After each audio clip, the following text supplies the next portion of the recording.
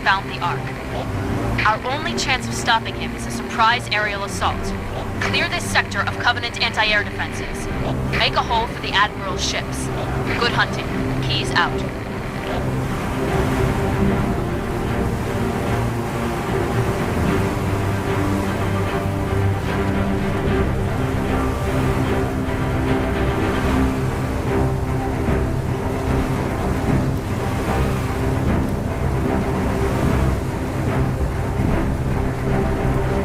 Ready when you are, Chief. Open the door, take point. We'll cover you with the 50.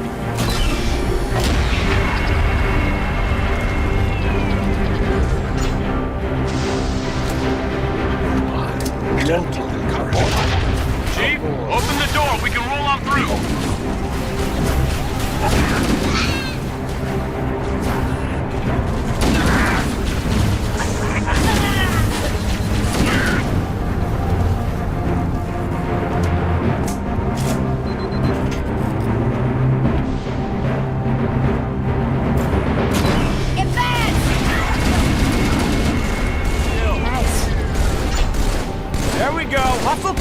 So how's it lore accurate when the plasma is supposed to open the door, in Chief? We got you covered. Environment. Take it. It's yours. This plasma is meant to like burst. I almost felt bad for him.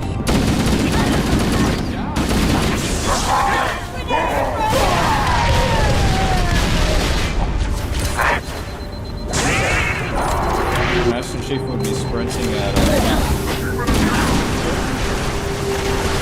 60 miles an hour.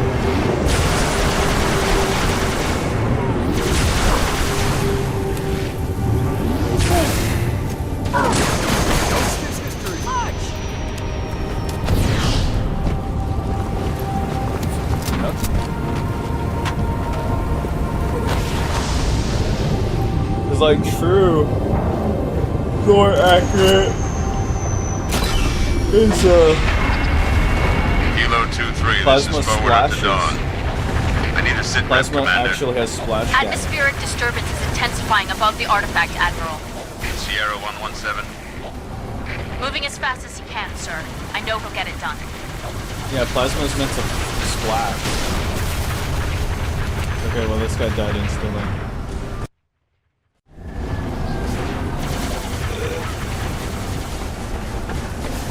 Sierra 117.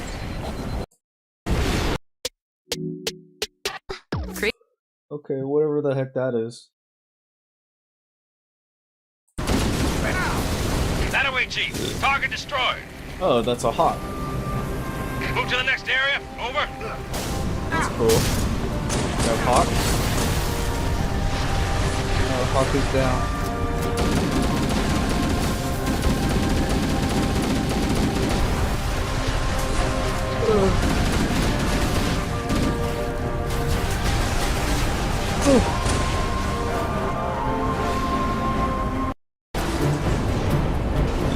Oh wait, was that the scarab?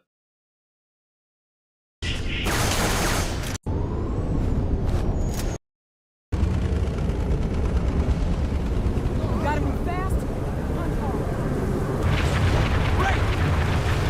Watch out! You got anti-air raids in the next lake bed, Chief. We have revenants. One down, one to go. Phantom inbound. Rocket launcher is more like a missile launcher. Yeah, plasma is meant to be super strong.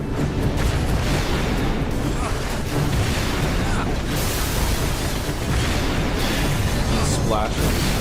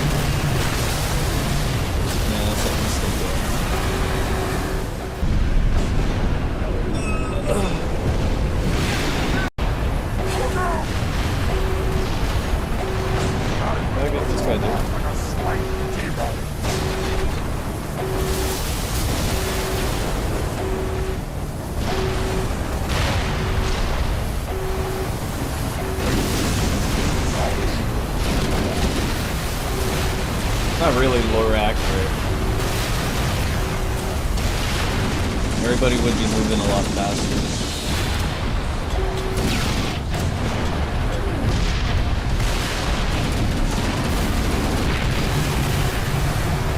Get away! It's gonna blow!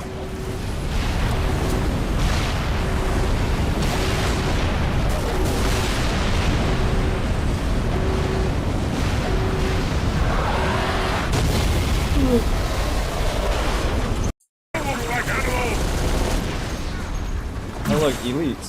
I destroyed that one!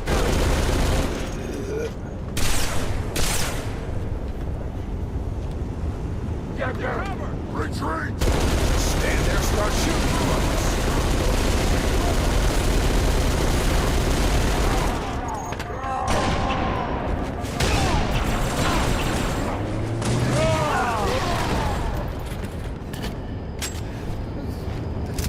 Yep. Get comfortable. We can be here a while. We should hold here. This is our chance. Attack! Stupid armor. It's hard. And this guy died. I feel to be dead! Enemy! Right! Holy light!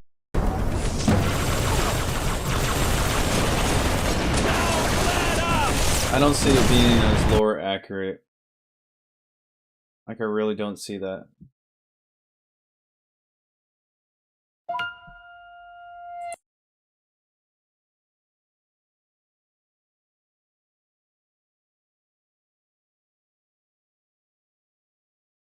Firefox is back.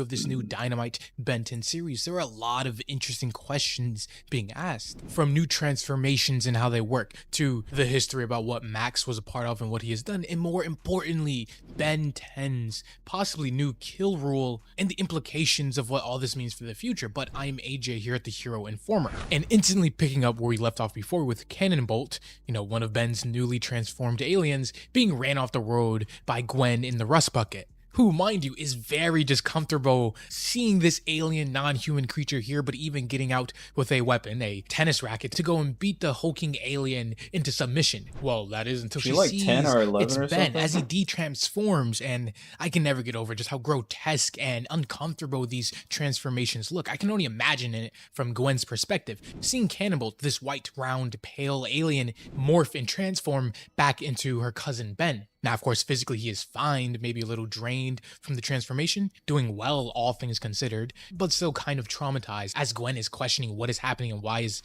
Ben here, he says, "You really think I can explain this? Before, out in the woods, something fell out of the sky, and next thing I knew, I wasn't Because Ben's me like anymore." 10. Well, I was, and I but I think was she's all 11 different, or 12 and I'm or something. scared. Also, the army, they're already here, and I think they're after me. Which is kind of true to an extent. They don't know it's Ben specifically, but they know that there's aliens and otherworldly creatures among them. As cutting over right now, they have a slightly more priority target than Ben, as while they're here trying to get into contact with one of the field teams sent after to find the Omni signal that the Omnitrix gave off when it landed to Earth. Well, the team that got sent there is nothing more than just bits and pieces on the floor in the middle of the woods. And just then, as alarms blare, they get an intruder alert, because it wasn't just the army here, the humans, looking after the Omnitrix, but it was also other alien creatures as well. As we see Crab here just completely wrecking house on the military outpost based here, we of course know that he's one of Vilgax's soldiers, a mercenary hired to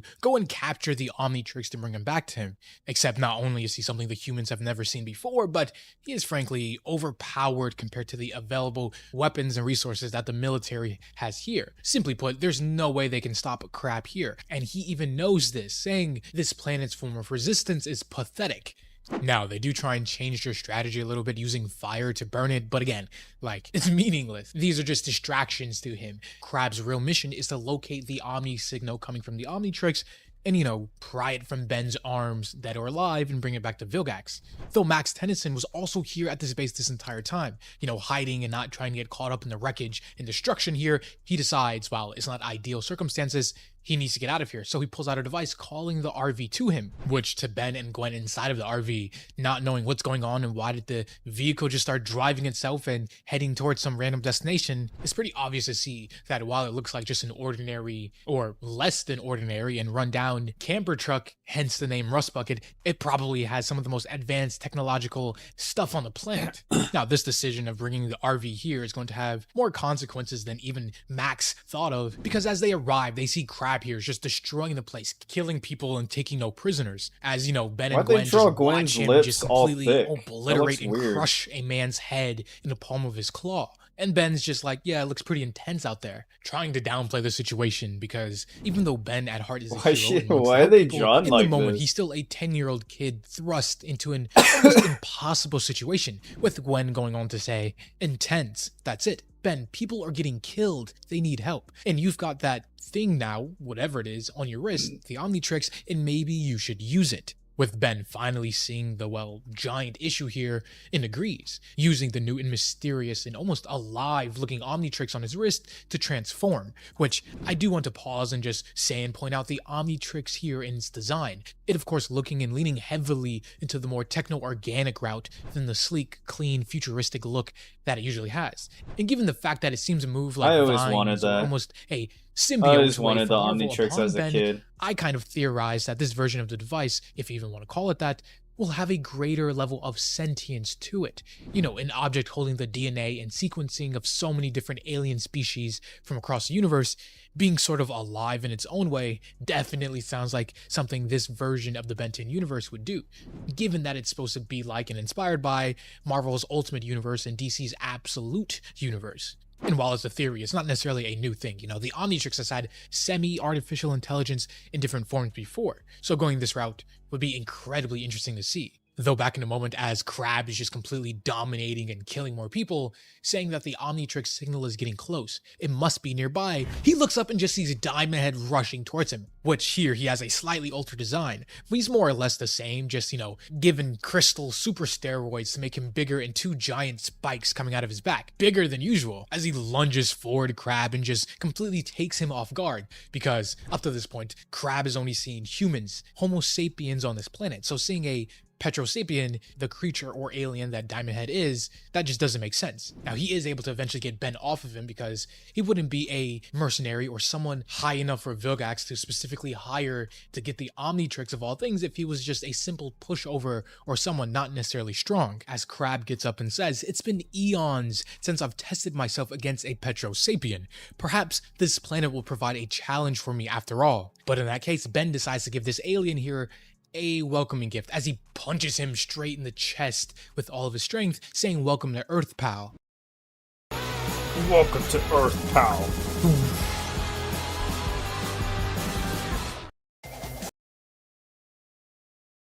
Welcome to Earth, pal. Crater inside of his armor and his chest, but Ben's attacks here are very rudimentary. Petrosapiens not only just being very tough and strong enough to do some damage, but with enough experience, they can also kind of just like earthbend in a sense, being able to control crystals and form them around them for whatever purpose they need to. But Ben here obviously doesn't have that experience and just going in to punch and kick like normal. Crab here going on to say, interesting, you possess power but no discipline, and your latent energy frequency is very familiar, of course referring to the Omnitrix and its Omni energy that it's giving off. But Ben just simply says, whatever, you're still trespassing here on Earth, so you need to, you know, vacate my home turf. Which no real Petrosapien or Diamond Head alien species member is going to be speaking like this, which even Max Tennyson hears nearby and puts two and two together, realizing that this of course here is Ben in some way or fashion. Now the battle continues on, Crab using his now lasers instead of getting in direct combat to try and blow Ben up, but he's able to swiftly dodge, and at the worst conceivable time, the Omnitrix just then starts to de-transform, just right there in the middle of the battle with everyone watching, Ben going through the same horrifying transformation sequence as Crab simply understands the situation now. This human Earth creature was using the Omnitrix to portray itself as some Petrosapien, and there's no way there's not any surveillance type technology here at this military outpost, whether it be visual like cameras or just audio devices that's seen Ben or some proof that is going to come back and hurt him later on. Though I guess that's technically the last thing on his mind, as right now he simply just has to survive as normal Ben and not some sort of alien superpowered creature, barely getting out of the way and dodging from being smushed on the pavement.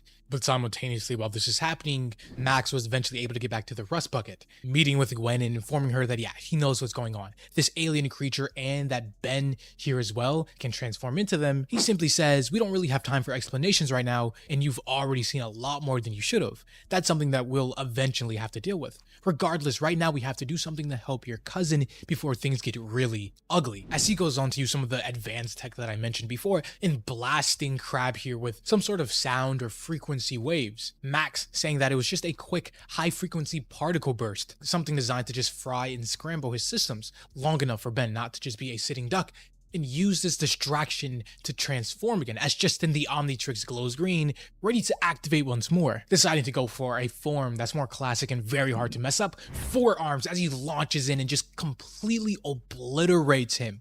Like I'm saying, bits and pieces of his body, his face, eye just springing out of his skull, like it's almost gruesome. And if you think that this was enough, no.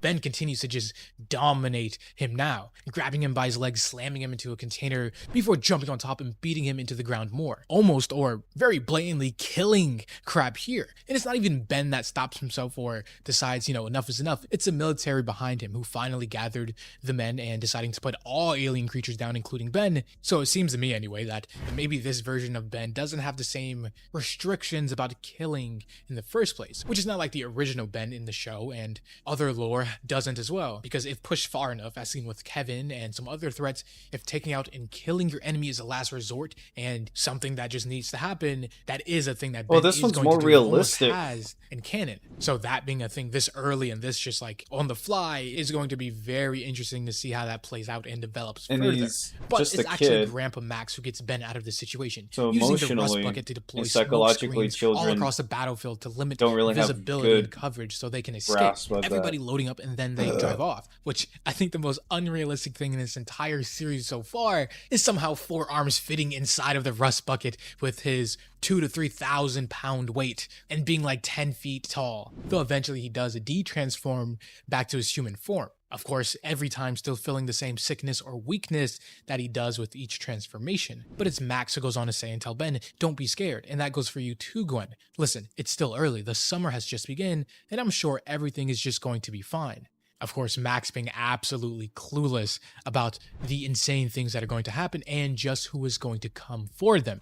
Now, with the military, they have a few interesting options on the table here. Because yes, while Ben and Max do escape and get out of there, the American army are about to get one heck of an upgrade. As the guy in charge goes on to say, clearly whoever those people were, they were prepared with the means to effectively cover their tracks. But let's look on the bright side. All things being equal, it's not a complete loss or bust. I mean, look, they left us a gift as we see the remains, and there's no way you can tell me that's not just a dead body. Half of the upper part of his body is either completely in smokes or just missing altogether. Though with the rest of his remains here, it is prime technology for the government to reverse engineer and integrate it into their own weaponry and technology. As the same guy in charge goes on to say, the human race has entered a bold new area of investigation here, and God knows where it will take us. As now we cut over from here on Earth and its battlefield to millions of light years away in the middle of space, picking up with Vilgax and his conquest to try and get the Omnitrix and become the ruler of all creation. But Vilgax's team here goes on to tell him that yes, Crab's deployment was successful, but his biosignature has gone dark, further cluing in that he's pretty much dead. Now maybe I could be wrong and he's just elaborately knocked out. He's or dead. Why unconscious. are you coping, dude?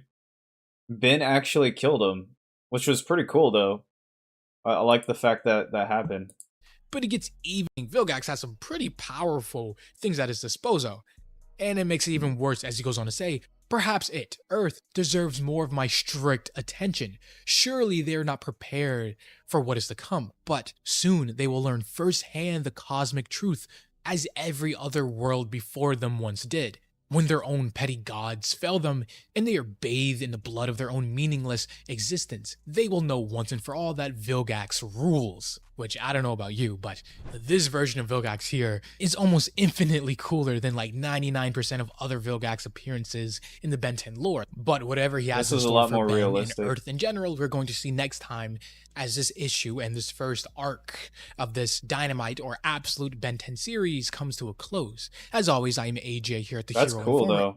though. Like that's a cool comic book series that's going on.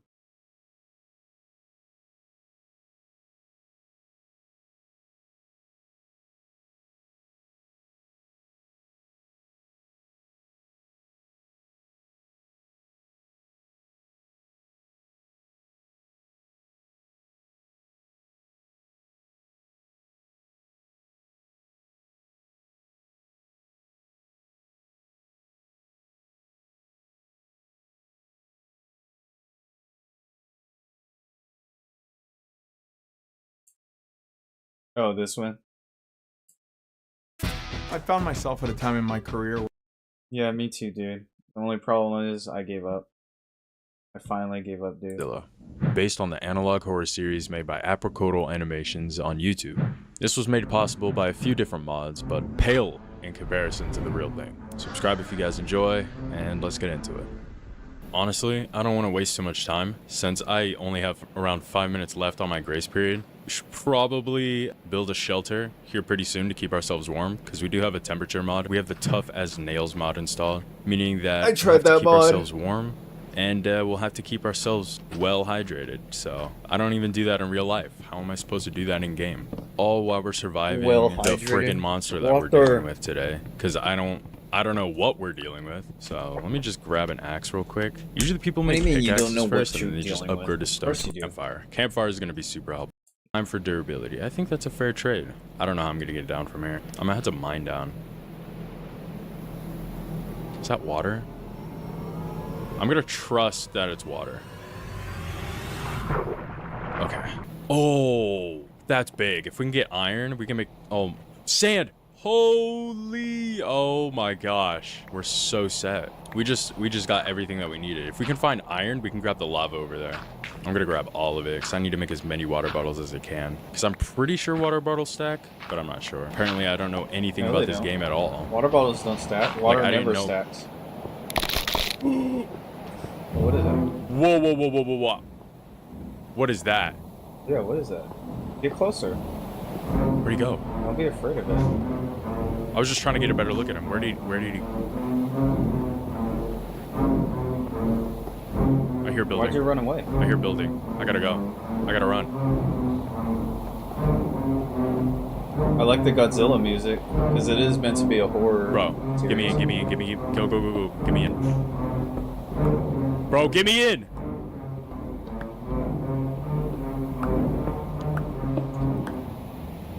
Is he on? The music stopped.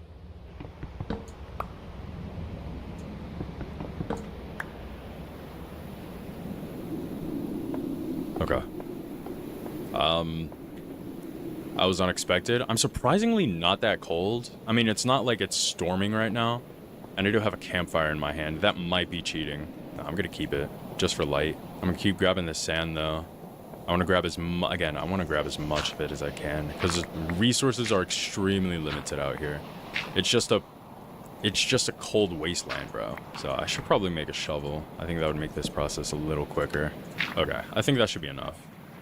Like, we don't need copious amounts of sand. Yeah, we got a stack. We're chilling. Okay, that's pretty good. A stack of sand in this environment? Like, Elon... Yo, bro. Okay, so that guy's just standing. Dude. Oh my gosh. Dude, they know where I'm at now. They already know where I'm at, and I just started. Some bread. I don't know if a hopper is going to be useful. It might. If not, if anything, we can just smelt it down for some iron. Okay, it's getting, and I don't have a bed. Oh my gosh, I don't have a bed. Where was that building that we were looking at? Oh, it was this. Yeah, it was this. I guess it's not a building. It's just like a well. But it's made of wool. Oh my gosh, did we find a cheat code? Is it wool? What is this? It's concrete powder. It looks like wool, but it's not. Actually, I'm not even picking it up. Oh, it's because it's right here. It is wool.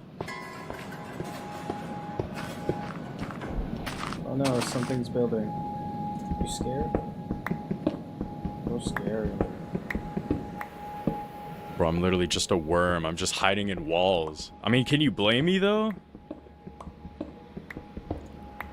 I didn't say that. That wasn't me. That wasn't me, guys. You're watching me. You've been watching me right this there? entire time. I didn't chat. type anything. Kind of a bummer. I want to know what this is though. Like, is this hay? This whole thing is full of hay.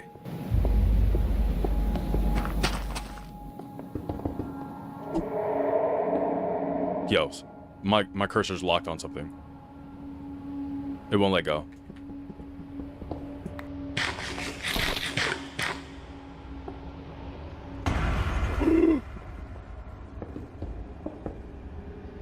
Something's phasing in the wall. We gotta get out. Oh my gosh, the crow scared me. We gotta get out of here as soon as possible. I just want to grab this hay first. Oh my gosh. Lucky you, buddy. Iron. Now we got a bucket. Suitable place to... Oh.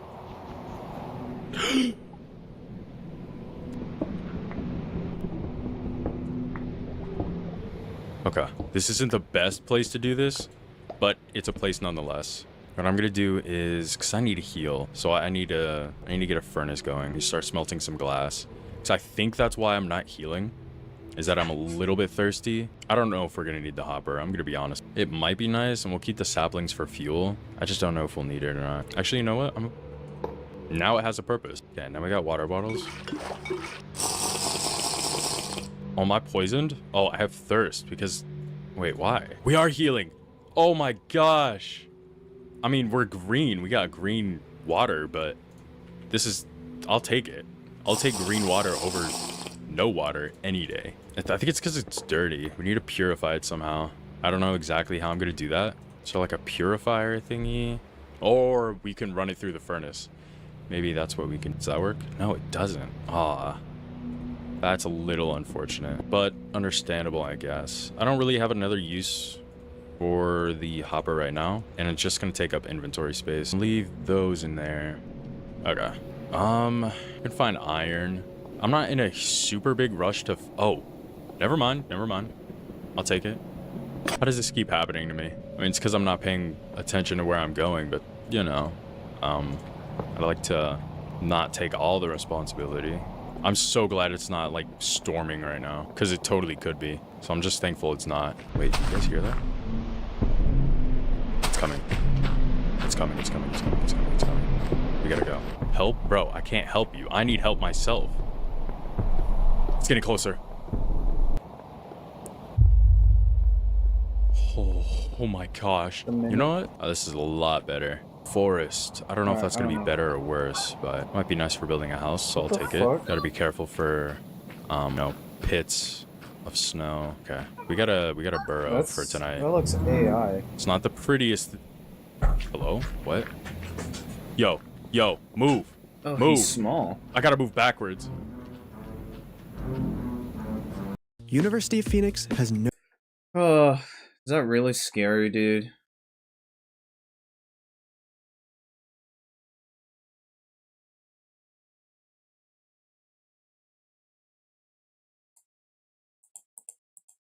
Okay, this is fine.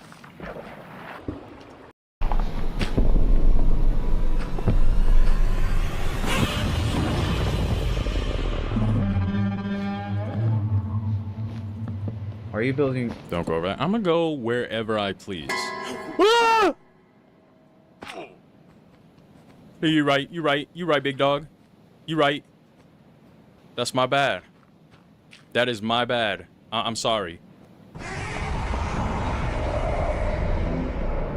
Where? I'm just trying to build a nice home, a nice humble home for me and Verity.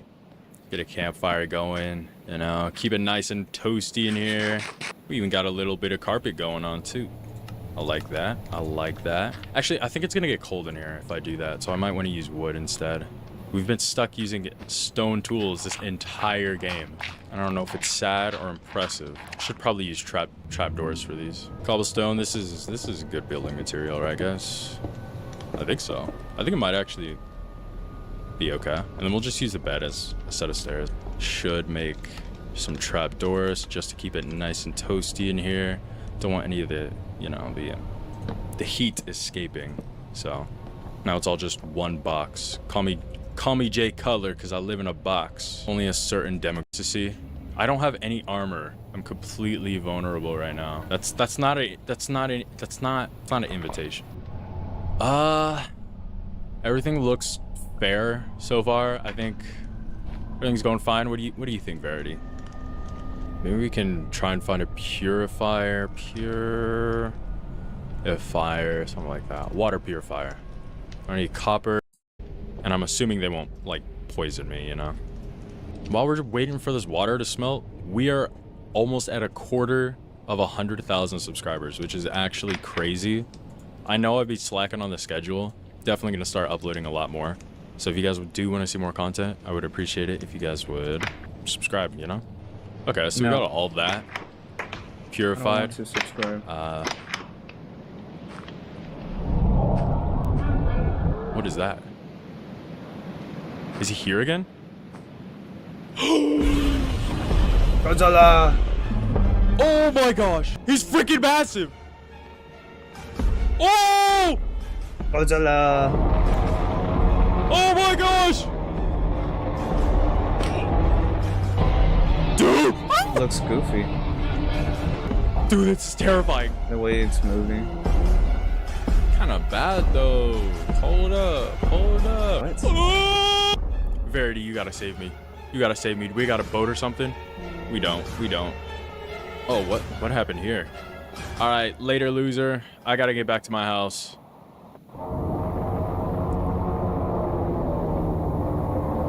Why do you fire his laser? Bro, what genuinely happened? That's not even the same creature. Oh, it's stuck in the moat. Bro, how did you do that? Oh, that's creepy. How do you feel? How does that make you feel? Okay. I've learned my lesson. I'm leaving.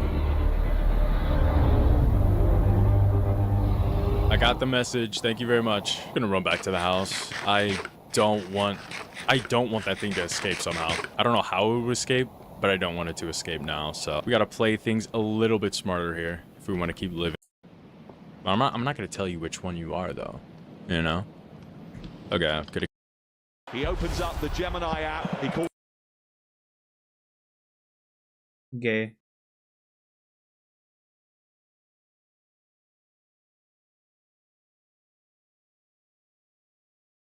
Culture for over 70 years now, and with relative ease at that. Sure, there have been some times where the public has gotten tired of him, such as the end of the Showa era and the Millennium era, but nonetheless, he holds the title of the longest ongoing fictional film character ever. Yes, Kong came out before him, but each film was a reboot, and Godzilla having an actual series gives him that title. Godzilla has survived the test of time thanks to his adaptability, not some powers he has in film, but in the real world. When a friendly Godzilla defends humans, Showa Godzilla. When a ruthless king that kills kaiju in his way, Heisei in Monsterverse. When a Godzilla represents the atrocities of man and the suffering we've inflicted upon each other, -1, 54, Shin, GMK, heck, even a freaking cell, you got it. Though there is one area he does lack, horror. Toho, due to their rules, won't allow Godzilla to eat people or kill someone directly in general. They want to play it safe and keep it somewhat appropriate for normal audiences. But luckily, due to his kaiju-sized fanbase, many have taken it upon themselves to scratch that itch for a horror-themed Godzilla. The Suit Mason Trials, Bloodbath Godzilla, and Godzilla NES, and many more, have stepped up to the playing field to satisfy the fans. But out of all of them, which is the strongest? Which is truly the scariest in terms of power? Well, as we prepare for Spooky Day, I'm here to answer that very question. Hello everyone, I'm your host Koji Guy, and today, we'll be taking some of the most popular versions of horror versions of Godzilla and seeing which one of them is the king of nightmares. Will it be the humble man in the suit, or a mushroom cloud rise to the top? Well, without further ado, make sure to subscribe if you want to see more content like this, and let's get cooking, shall we? Now for this video, we'll be looking at 7 major versions of horror Godzillas. Now yes, there are many more I'm aware I'm missing, but the ones we'll be covering, at least in my opinion, are the most widely known. So sorry if I missed some random niche one that can blow up a galaxy or something. We're only covering the most known versions. So with that being said, who will they be? Well, we'll be ranking the Suitmation Trials, the Man in the Suit, Bloodbath Godzilla, Mushroom Cloud Godzilla, the Invasion of Godzilla, Suitborn, and finally, Niloticus. We'll be ranking these guys based on who is strongest in terms of feats. So if they were to, say, get into a fight, we want to know which one of them will win. If you want to know which one of them is the biggest threat to you individually, I'd likely say Invasion or Bloodbath, due to them spreading disease and radiation and mutating people. Now, I can already hear the comments. What about Black Mask Godzilla? And, well, simple. I'm not going to make a Tumblr account. I am signed up for way too many social medias, and I am not going to sign up for another. Don't get me wrong, the art looks amazing, and great work to the creator, but sadly, he won't be covered. Is that lazy on my end? Wow, that looks crazy. Moving on. But with that aside, let's begin the ranking, shall we? Again, we'll be covering all their feats and ranking them from least to greatest. So without further ado, let's cover the strongest horror Godzilla. First up at 7th place, I know off the bat, many of you will think I'm wrong here, but the Suitmation Trials takes 7th place without a doubt. Now, Suitmation Trials is powerful in a magical way, if you will, but in actual feats, he doesn't have much. When it comes to sheer strength, we know he's able to bite through the Anguirus suit with enough force to crunch the actor below, but other than that, he really doesn't do much in terms of physical feats. Sure, he's able to push around the actor in the Anguirus suit, but given he kind of no longer exists, his strength is more or less 0. Other than that, we know he is somehow locked in the screen or in the tape, and is somehow able to communicate through it, but we don't see anything that implies he can heavily alter the real world from his prison of fiction. So overall, while a horrifying idea, he does take last place. All you need to do is just unplug your TV and you're done. It's really that simple. Next up is 6th place. A good jump ahead of the Suitmation Trials is Suitborn from, well, Suitborn. Now, don't take it the wrong way. While above the guy that's literally stuck in a TV, Suitborn isn't that great in terms of power. Being outpaced by a sprinting and sometimes walking human, and getting caught in a bear trap, this guy isn't great. He can't even break through walls, at least as of the making of this video. I do imagine in further updates we will see that, but as of recording this, that being October 5th, Suitborn sits comfortably at 6th. Moving on. Next up at 5th place, place your bets. Alright, got him? Cool. We've got Niloticus from Pillar Chase 2. This Godzilla-like beast is a solid jump, and probably the most complicated here, so bear with me. To get a good idea of his strength, we take a look at his in-game stats and run them in the real world to get a general idea of his power. So firstly, we need to understand the in-game stat chart. Overall, Niloticus has pretty solid stats, with 20 damage, 28 speed, 40 stamina, and a difficulty rating of 4 out of 5. He, at least according to the game, is one of the top tiers. But besides the in-game ranking system, which we'll cover here in a sec, let's cover the hard facts, his feats, or at least who he is better than in his own abilities, starting with himself. For abilities, he has 2, those being Godly Jump, which take a while to guess what that is. He can jump really far. And along with that, he has his Irradiated Mist, which is where he barfs up some radioactive mist that lingers for about 30 seconds on the ground. Any player, or in this case, anything that goes through it, will be irradiated for a little while. Or as the game says, the irradiated debuff will be applied to them. But what really matters is who he's faster than and the difficulty ranking. But let's start with the smaller speed part. Niloticus is faster than beings like Uncle Samsonite. Samsonite having an ability called Uncle's Wrath, where he stomps the ground, sending out a large shockwave attack. Now, while Samsonite does hit a lot harder, given the speed gap between the two, ignoring the game's rules, you could argue Niloticus could do a smaller version of this attack. If he can swing his arms down a lot faster, then he could build up more energy when swinging them down, and likely match Samsonite's attack to a certain extent. He's also faster than Fuwadi. Fuwadi, along with many other characters in the game, gain a huge damage buff when going faster, such as MX with his rush, and Fuwadi with his. Fuwadi and MX specifically deal a lot of damage just from running into a player. So despite them both hitting harder, you could argue that Niloticus being faster could hit with similar force. Keep in mind that this is their special attack, not their base attack strength. So in a realistic setting, Niloticus, thanks to how fast he runs and hits, would be hitting with likely anywhere from 30 to 40 damage, at least if you take it in the real world and then put it back into the game. But we aren't going to go back and then compare the 30 to 40 to other people, because then we're just going to be going back and forth the entire time. So despite him hitting weaker in game, realistically, thanks to his speed, his base attacks would match the stronger base attacks of harder hitting characters in the game. Not to mention his Godly Jump paired with that means he would be hitting insanely hard. And then on top of all of that, he has his chipping damage with his radiation effects. He's a tough foe to take down. But now onto the meat and potatoes, the difficulty ranking. Now, why is this the most important? Well, as you can imagine, as implied in game, along with some devs backing up my theory, the more difficult a character is, in short, they are more powerful. Now, yes, some people are easier to take down thanks to strategies you can use in game, but we were talking objectively. Now, firstly, Niloticus is inherently more of a threat than beings like Ayo Oni.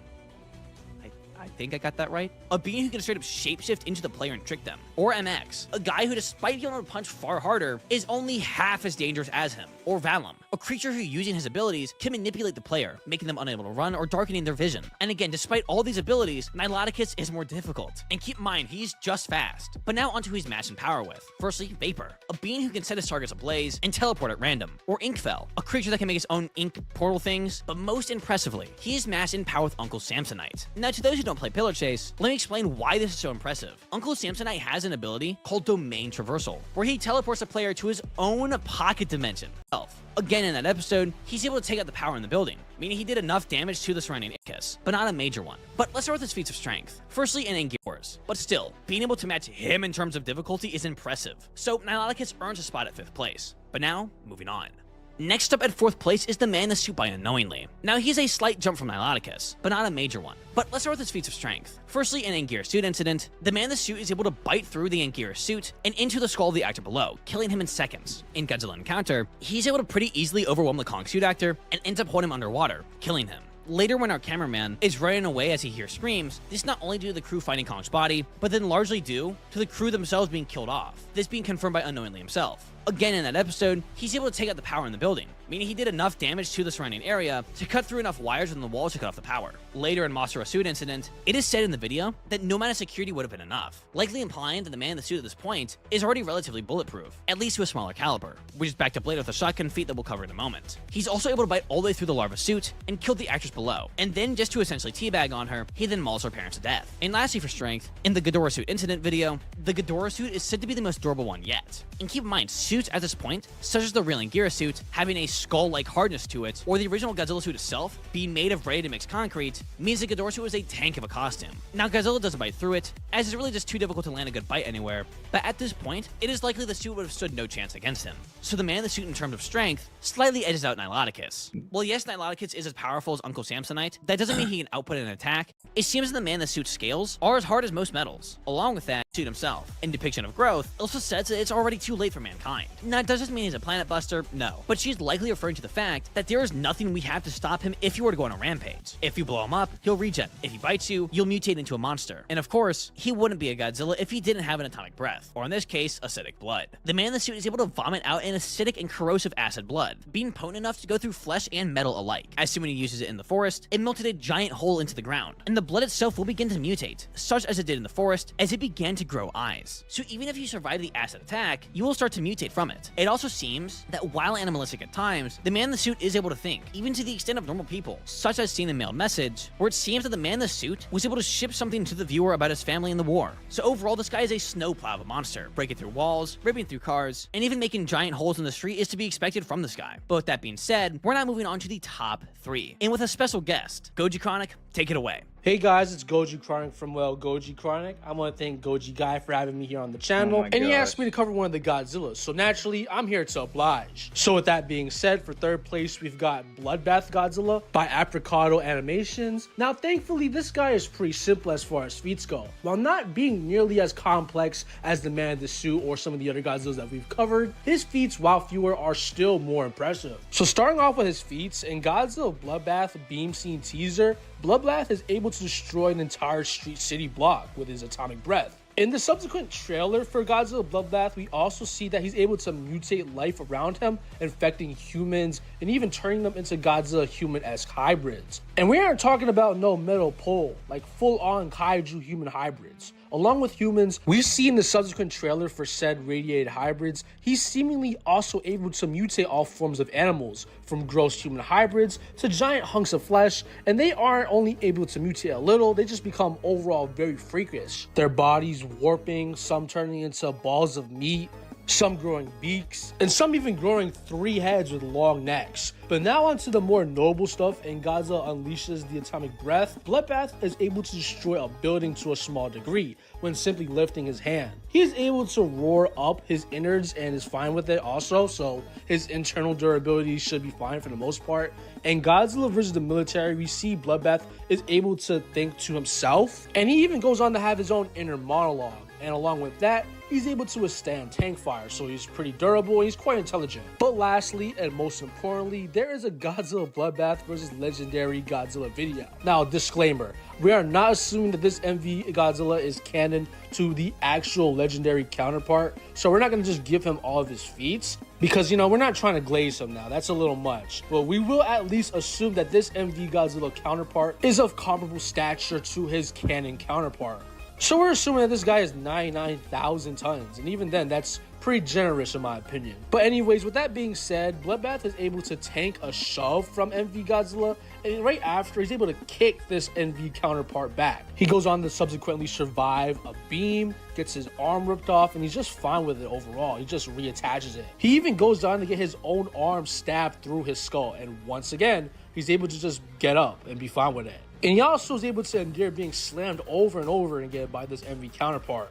But yeah, that's pretty much everything we've got for Bloodbath Godzilla. I want to thank Goji Guy once again for having me here on the channel. But with that being said, let me slide the mic back to the proper host. Thank you, Chronic, for that. And with that being said, we now move on to second place, that being Mushroom Cloud Godzilla. Mushroom Cloud Godzilla, made by the Odds Productions, is one of the most popular on the list.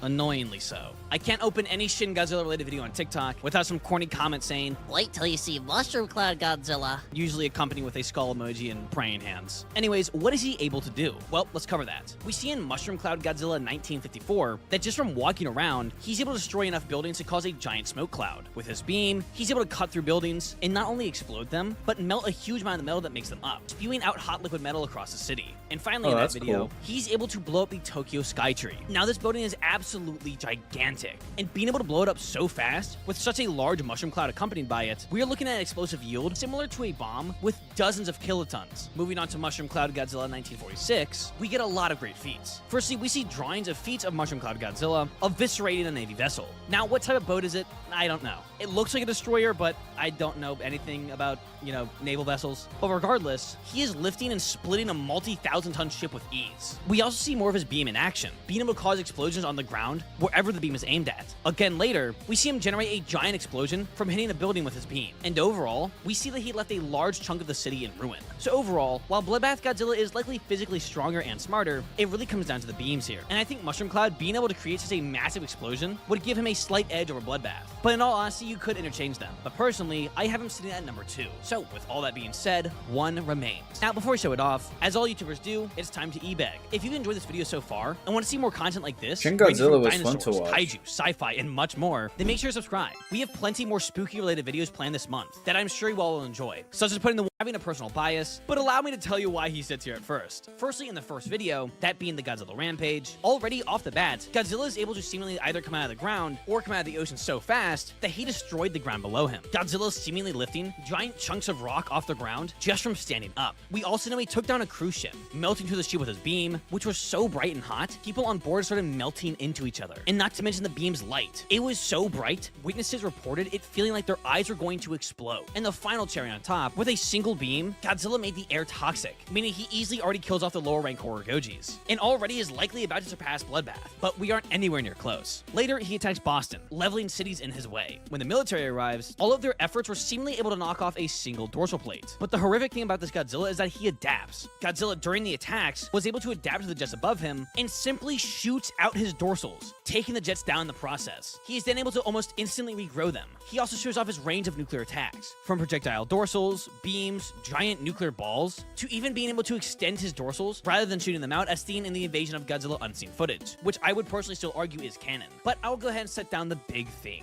From just attacking New York, his radiation readings were enough to threaten people all the way in California. Even people up to Alberta, Canada weren't safe. Also off topic, this part of the can right here is called the rivet. I was trying to look up parts of Canada, but accidentally just typed in different parts of can, so now you know. In post-attack, we see that Godzilla is a-okay with his skin being gone, and he just walks back into the ocean unbothered. In That's Not Our Neighbor, we see the radiation spreads even further. In The Mitosis of Godzilla, we see Godzilla is fine when giant chunks of what seems to be his flesh simply fall off his body. Same flesh soon after starts to grow its own eyes. And as we know, small pieces of Godzilla's flesh can regrow into an entirely new Godzilla. We also learn in the same video that the only way to get rid of Godzilla infected flesh, which is not Godzilla himself oddly enough, is to burn it or use acid. So if the other Godzillas can't burn him away, then they'll have a very rough time. Funny enough, the man in the suit has the best bet against fighting this flesh, as Bloodbath or Mushroom Cloud would just blast it far away rather than burning it all up. But thanks to the man in the suit's acid, he actually would be your best bet here. We also see in A New Death Has Been Born, we know Godzilla survived Operation Crossroads, and in Two Sides of the Monster, just from swinging his tail, Godzilla levels skyscrapers. And then we learn, as seen in the series, Godzilla mutates all life. Humans, fish, birds, even plants mutate from him. And other than that, the best we have to go off of is the other kaiju that Godzilla should be more powerful than, such as Hedorah, who destroyed a town and leveled a city, Mothra, who is able to match Hedorah in strength, Rodan, who working with Mothra defeated Hedorah, and Megaguirus, whose roars alone takes down buildings. I think I've made my point clear. But to add on even further, one thing I want to mention is that in the battle between these guys, despite him being in the lower ranks, the man in the suit would still be around in the final three. It really comes down to whose mutations are worse, the man in the suit, Bloodbath, or Invasion. And I will tell you now,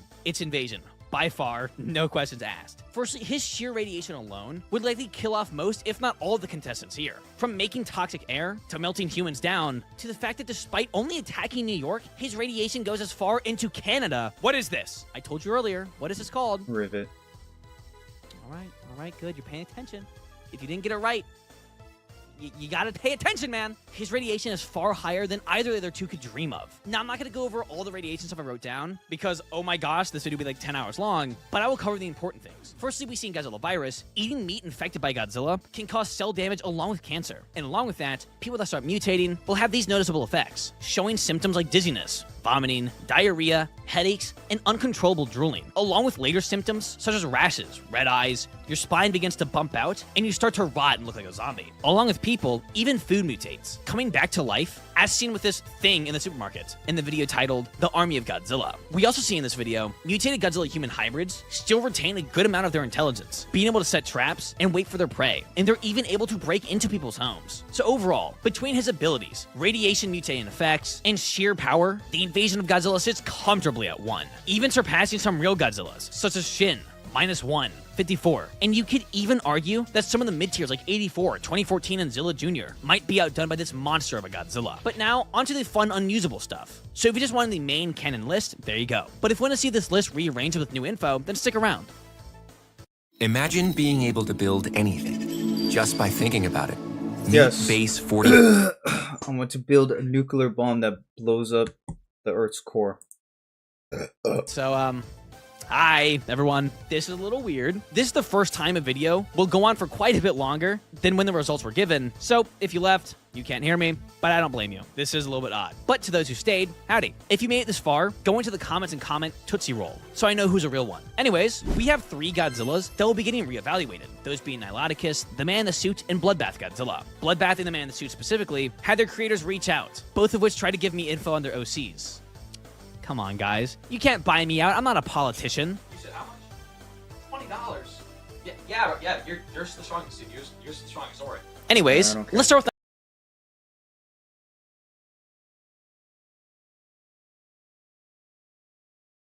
And these are adults, by the way. Adults that make up this shit.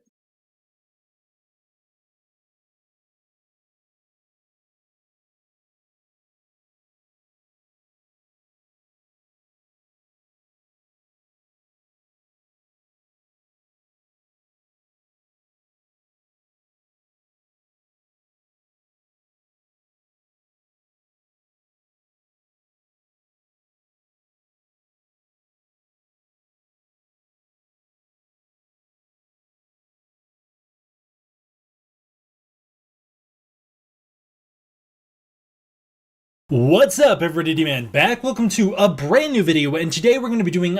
Am I allowed to do this? Our first piece comes to us from me, and it is this. I wanted to recreate the Godzilla -1 poster using Godzilla -0. I tried to recreate it as accurately as possible, and then I give it a bit of an artistic spin. But here's my take on the Godzilla -0 poster, -1 styled. This is more or less what I actually expected the cool poster here. I didn't even know what to really call this. Brandon Smith posted this in that Godzilla store Nagoya photo, which I've talked about for 100 years on this channel at this point. 2 Godzilla plushies are on the wall, and he drew a comparison to a Godzilla drawing he had done. You really did a good job with that. Nice job. There's Godzilla -0 beaten up on -1. I'm not positive that's who this is. I don't think this is a -0 plushie, but I guess we'll have to wait and see. I think that's just a standard Godzilla plushie though.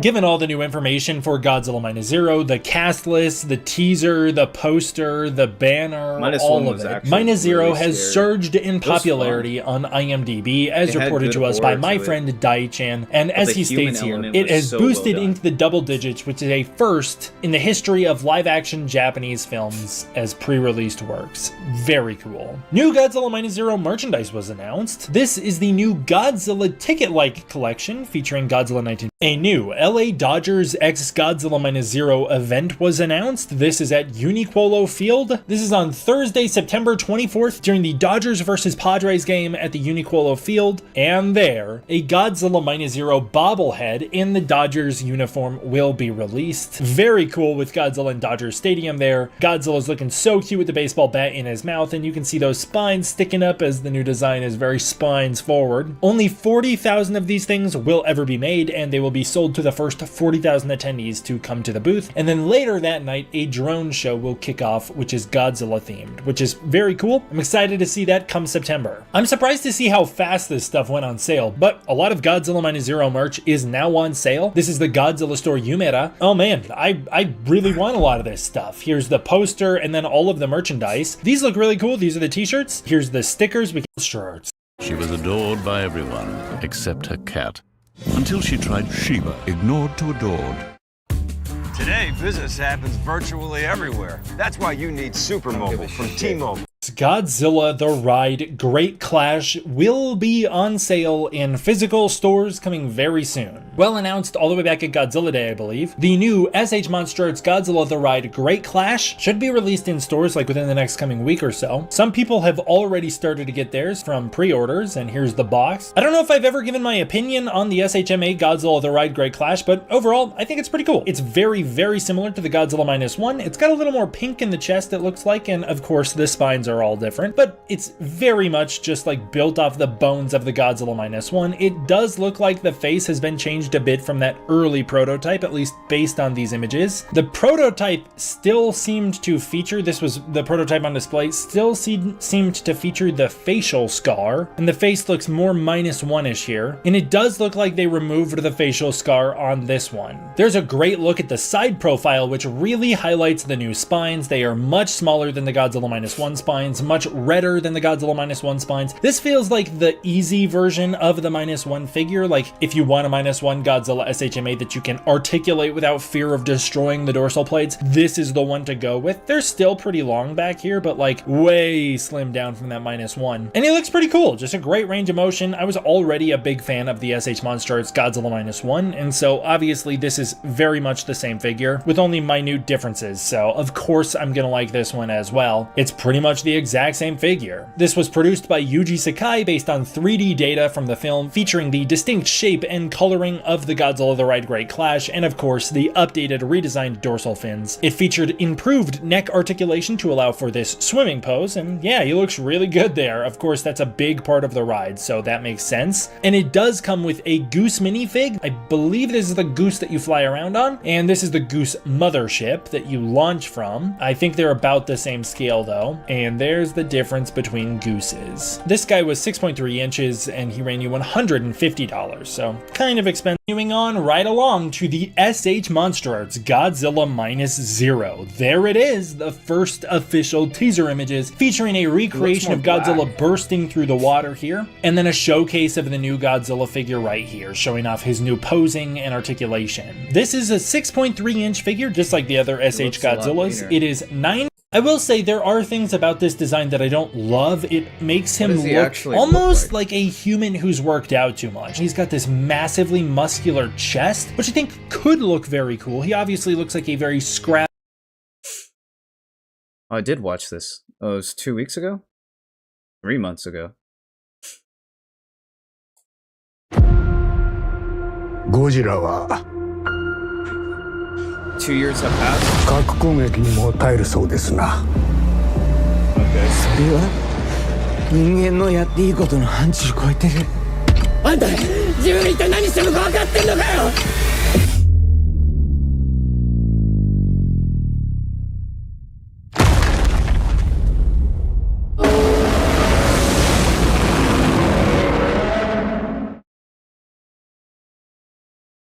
Okay, let's look at minus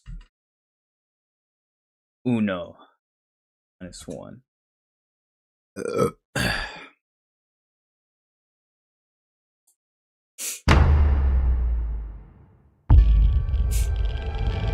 な死んださ。この辺りはぐるっと火に囲まれたんだ。生きて帰ってこいって、そう言いましたよね。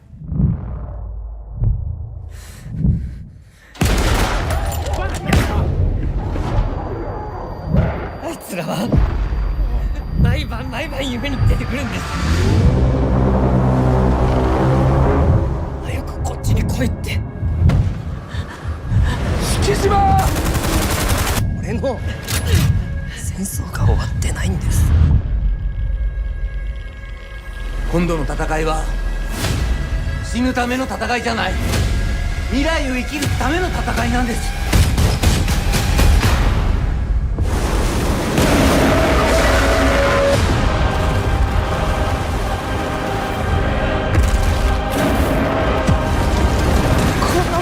知らず！だって自分人が抜けのせいでこんなに様だよ。許してください。こちらは差し違えてでも必ず仕留めます。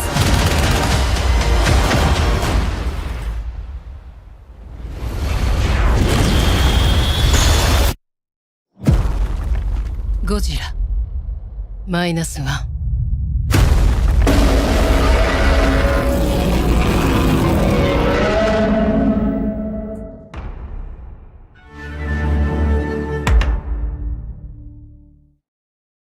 Oops.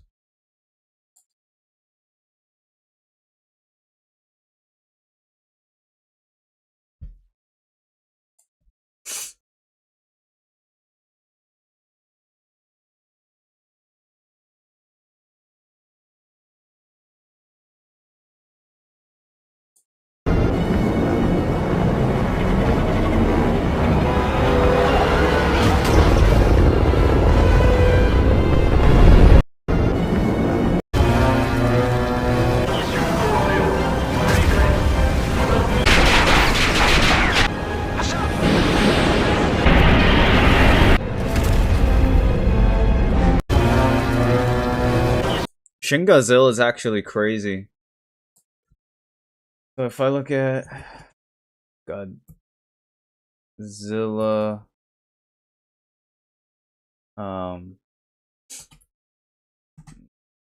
one versus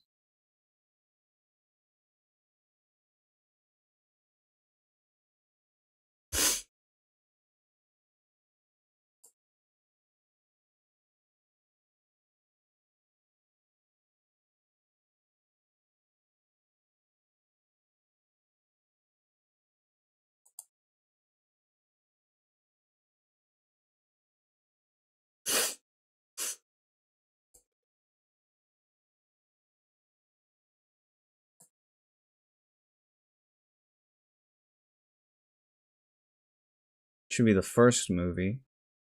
Yeah, because he has that scar right there. That's what he looks like. Yeah, the damage right there. It's high regeneration.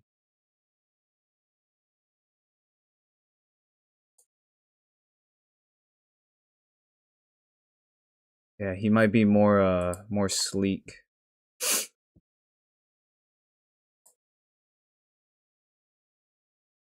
No, there's that scar still. Shin Godzilla is crazy though. I should have it. Do I have Shin Godzilla? Where's my Amazon? Did I have Amazon here? Oh yeah, right here. My Amazon videos. Let's see, what do I have here? I don't remember. Masters of the Universe. Do I have a list?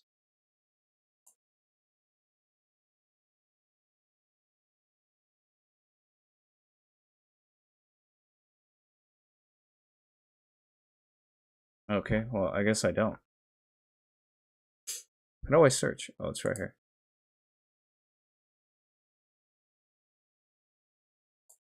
Shin Godzilla. That came out in 2016. Oh yeah, because I didn't get to see it. But I think I own it.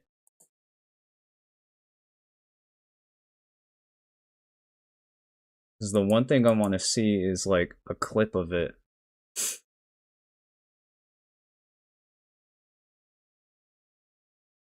Been able to convince France.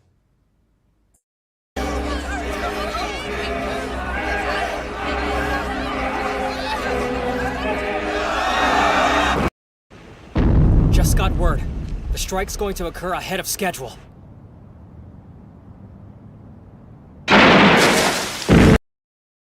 Oh, you can't see it. Well, that's stupid. Oh well.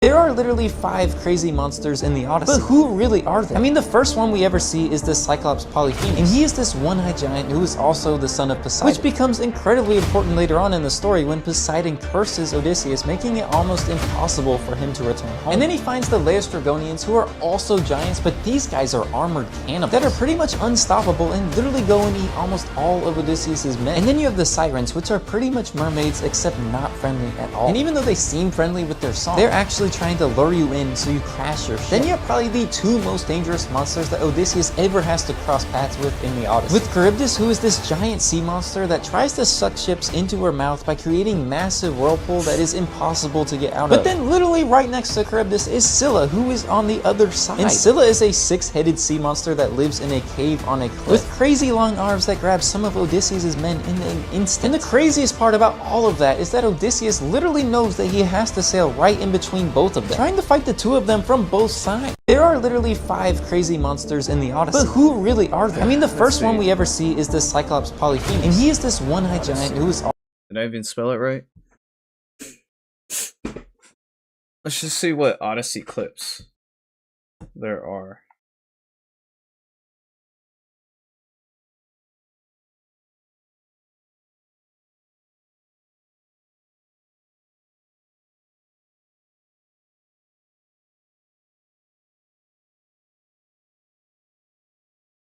This is this like a oh, the entire story of the Odyssey.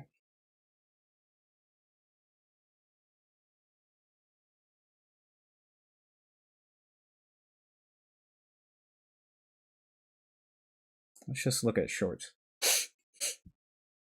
The coolest thing about the Odyssey isn't that the Cyclops is a real 20-foot tall puppet built by the same guy who made Tars. It's not how in Hades, the dead really came up from the ground. Like they actually buried all the actors and gave them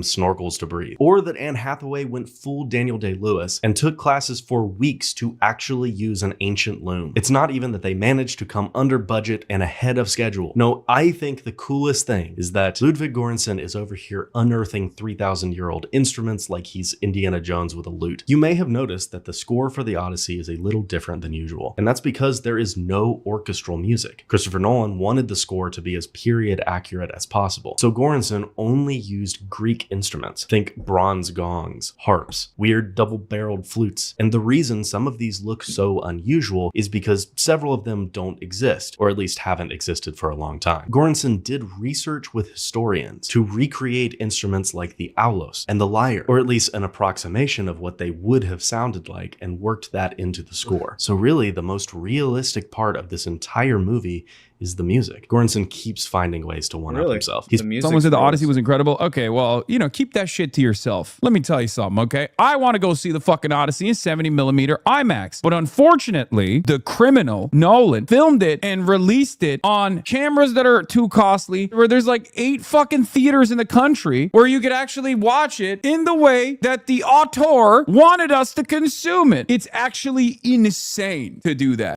Where are your parents? Our mother is a sea nymph. Our father is the mighty god Poseidon. Poseidon.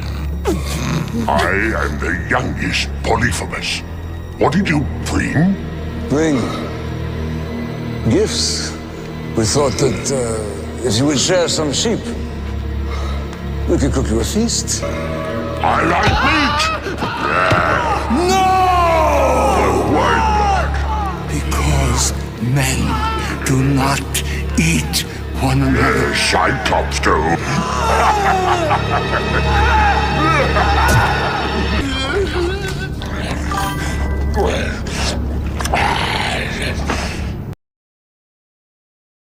Get out of here, fool. The Cyclops is laughing.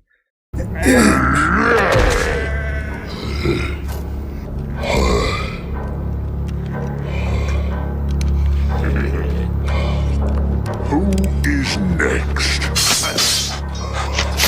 Where are your parents? Why are people hating Christopher Nolan's The Odyssey? Because fans believe Nolan is sacrificing accuracy for modern Hollywood politics. Take Achilles, for example. He is the greatest warrior in all of Greek mythology, a man so feared that entire armies would retreat when he entered the battlefield. A character known for his strength, intimidation, and larger-than-life presence. When most people think of Achilles, they picture a physically imposing warrior, built for war. That's why so many people loved Brad Pitt's version in Troy. So when Christopher Nolan cast Elliot Page in the role, a lot of fans were left scratching their heads. Wait.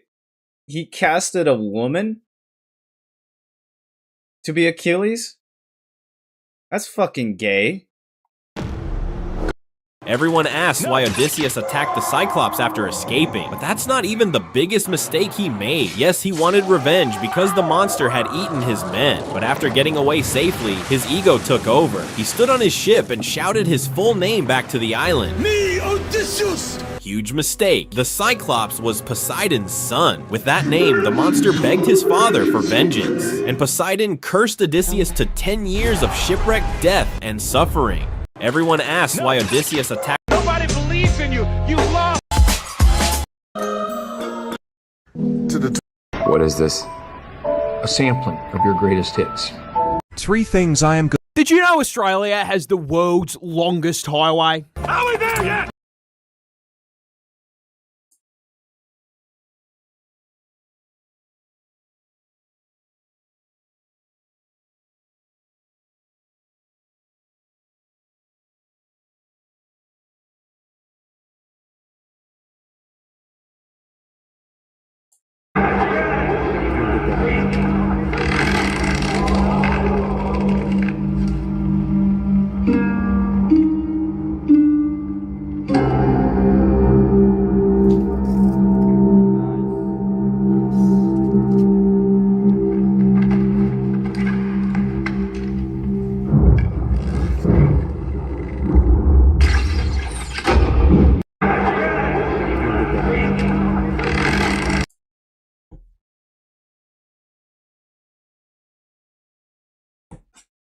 These are the 3 stupid reasons why people hate the Odyssey movie. The last one even dragged Elon Musk himself into it. Number 1 is the use of daddy. You're pining for a daddy you didn't even know. My dad is coming home. People find the use of words like dad and daddy in the Odyssey diabolical because it breaks their immersion. But according to director Christopher Nolan, they chose contemporary English to make the story feel raw. Even Adam Cooper, director of the linguistics program at Northeastern University, said that the word dad itself is far from a hyper-modern piece of language. It can be traced back as far as 1533 and even appeared in William Shakespeare's plays. Number 2 is Elliot Page. In Greek mythology, Achilles is traditionally depicted as a towering warrior. His height was around 6 feet 3 inches and weight around 215 pounds, compared to Elliot Page, who stands at 5 feet 1 inch and weighs around 105 pounds. This prompted backlash from conservative commentators who argued that a man could not accurately portray the traditional hypermasculine mythological hero. Number 3, Helen of Destroy. Critics including Elon Musk have claimed it's wrong to cast a black actress as the ancient Greek figure Helen of Troy, because Helen is described as white-armed and a fair-featured Spartan. She is also depicted as the face that launched 1,000 ships. Many people joked that Lupita Nyong'o's Helen would be the face that emptied thousands of seats in theaters. These are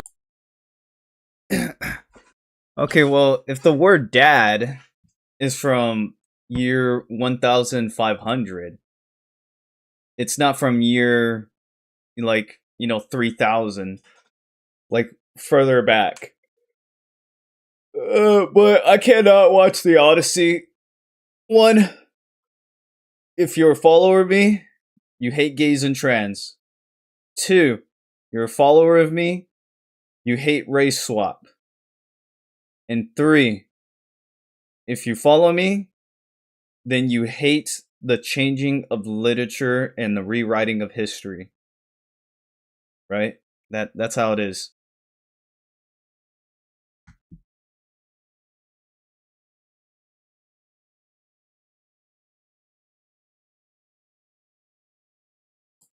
And since I'm here, might as well clip myself. I do that a lot. I have to clip myself so I can do my stuff.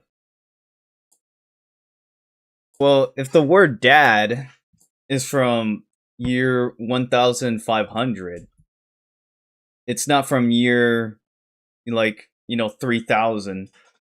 Like, further back. But I cannot watch the Odyssey. 1.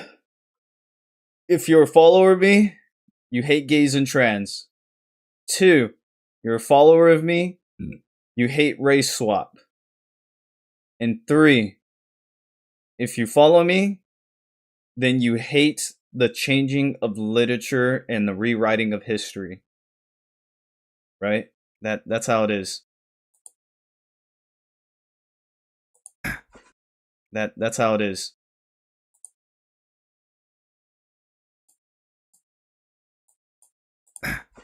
Okay, well, if the word dad is from year 1500, it's not from year, like, 3000. Like, further back. But I cannot watch the Odyssey. 1. If you're a follower of me, you hate gays and trans. 2. You're a follower of me, you hate race swap. And 3. If you follow me, then you hate the changing of literature and the rewriting of history. Right? That's how it is. Okay, well, if the word dad is from year 1500, It's 3 a.m.? It's not from year, oh my goodness, 3000. Like, further back.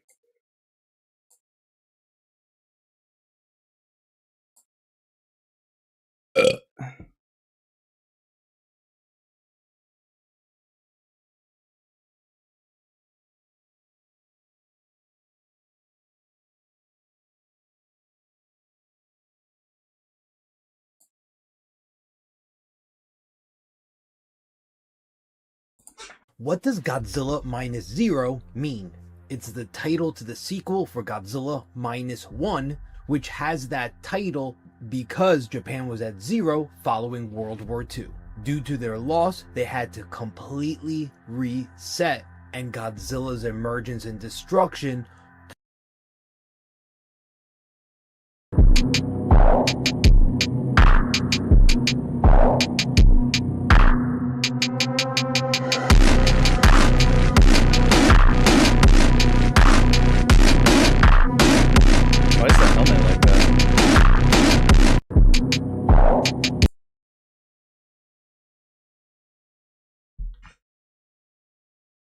That line altered male brain chemistry for like 20 years. Greece and another country are going to the battle. That's how this movie opens. And you got Brian Cox standing there, looking at the other king. And he's like, let's settle this the old-fashioned way. Your best fighter against my best. King from the other army. He calls out this soldier, this damn mutant, like a sword and sandals Hulk. Brian Cox goes, Achilles! But Achilles isn't even there. They find him, sleeping in a tent, because apparently he can't be bothered showing up to war on time. The kid wakes him up, he helps him get his armor and stuff like that. He's helping him on his horse, Achilles is taking his time, of course. He was having a good dream. And the kid looks at him, and he's like, that man you're fighting, he's the biggest man I've ever seen. I wouldn't want to fight him. And Achilles looks at him, and he hits him with this. That's why no one will remember your name. Bro! That line altered male brain chemistry for like 20 years. Guys trying to get their name remembered, try to be like Achilles. Then Achilles walks out there. He's gonna go fight the guy. Dude's throwing spears at him. Achilles is like ducking him, getting him out of the way. No big deal. You think it's gonna be this big epic fight? Achilles jumps up in the air, just hits him with a 1-2 bop. Sword in the trap neck kind of area. Fight's over in like 10 seconds. And I remember watching that and I'm like, yeah, that's the coolest dude. That line altered male brain chemistry for like 20 years. Greece and another country. Crazy, dude. I remember watching that as a kid.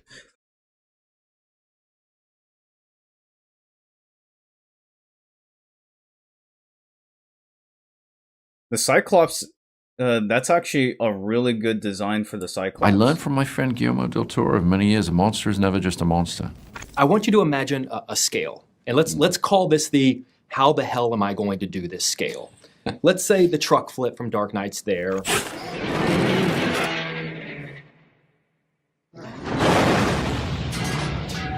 Let's say the hallway from Inception's there.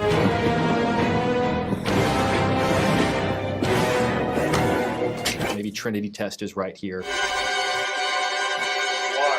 The Cyclops scene, where does that fall in the how the hell am I going to do this? Oh, right at the top. I mean, that was a terrifying challenge for all of us. Why is that? Because I wanted to tell the story with a credible tone. My rule of thumb for everybody involved in the film was give them a reason to believe. You know, as moviegoers, we want to see extraordinary things. We want to go to extraordinary places. So we need a reason to believe. And a lot of that is tone. And tone is technical. Tone is, okay, how do you photograph? We're going to real places. We're shooting real things as much as possible. We're on the deck of real boats in a real storm. You know, we're doing all of this stuff. So suddenly you're then moving into, and the Cyclops is the first pure fantasy element that comes into the film. So how do we give that some kind of reality? How are we going to do this? And we used every trick in the book. But the smartest thing I did is to call my friend Bill Irwin, who brought the robots to life in Interstellar.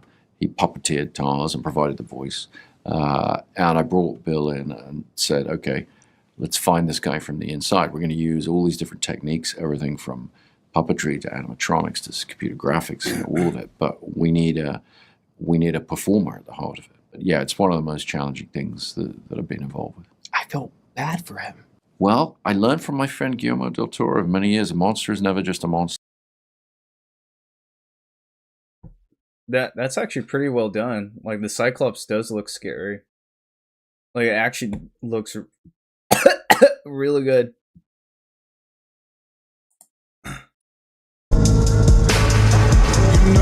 This is every monster we see in Christopher Nolan's The Odyssey. Spoiler warning. Yeah, the Cyclops. That's a very good, creepy design of the Cyclops. The first one we see is Polyphemus. He's the son of Poseidon. Odysseus and his crewmates get trapped with him inside of a cave. The Cyclops then begins eating his crew in a very nightmarish sequence. Then we see the Lastrygonians. These are giant armored warriors who are also cannibals. They chase Odysseus and his crew. They end up killing many of them.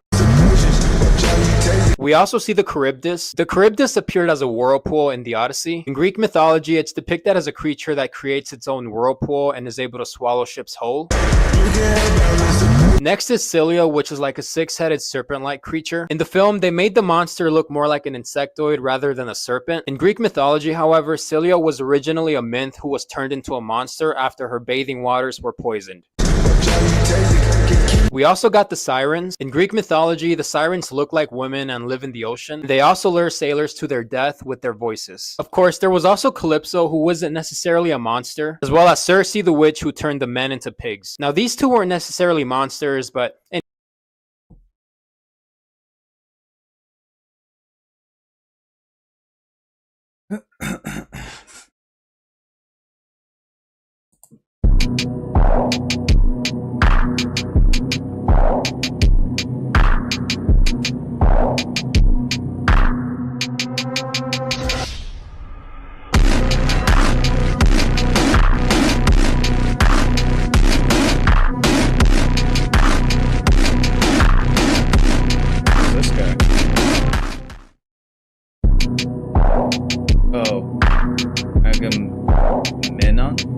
Agamemnon?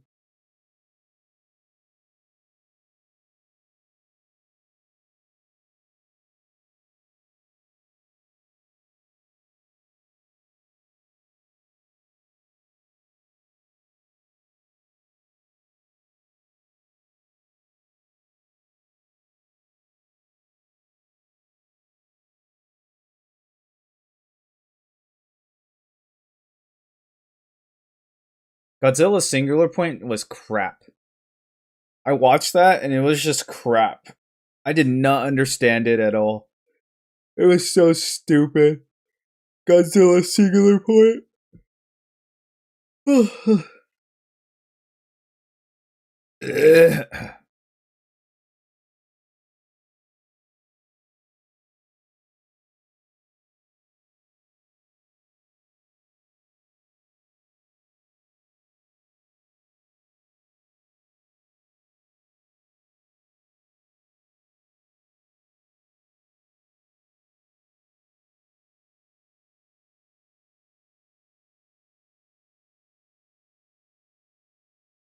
Welcome to a world where the salmon.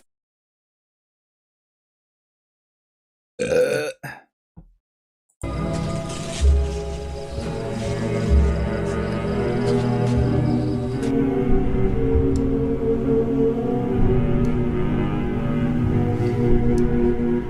the lights on.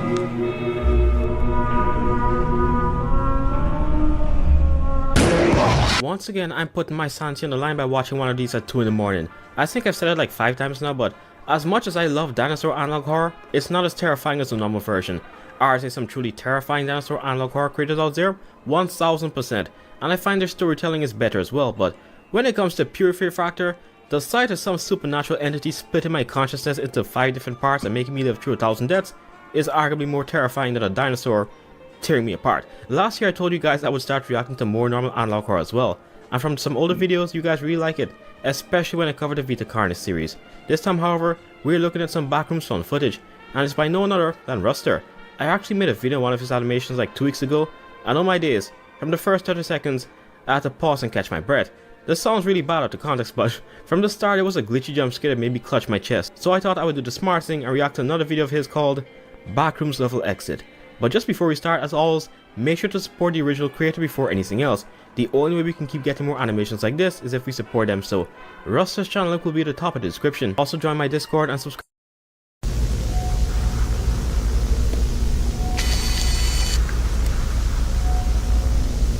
That's cool.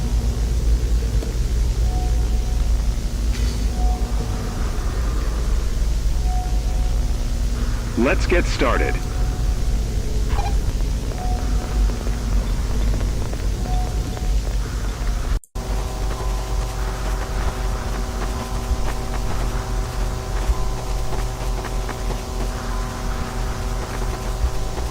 We haven't been here before.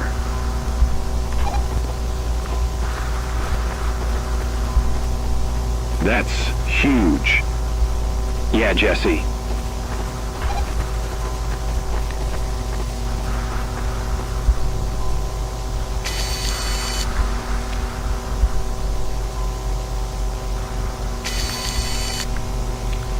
Alright, let's just go back.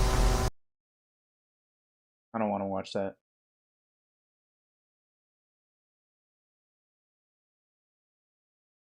Beautiful woman with big boobies.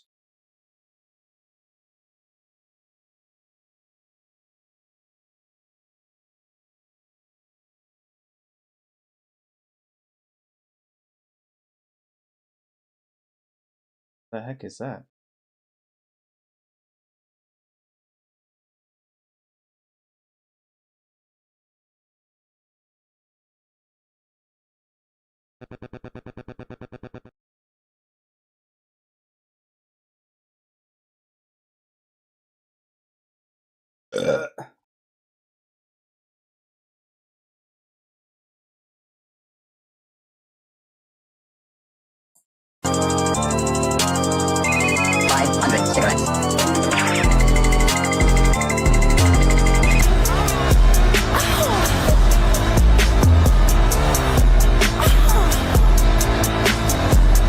British accents are so hot. I honestly think I'd do anything a British person would tell me. Nice mod, mate. Why don't you dig down, see if you can find your balls, and if you find them, man up.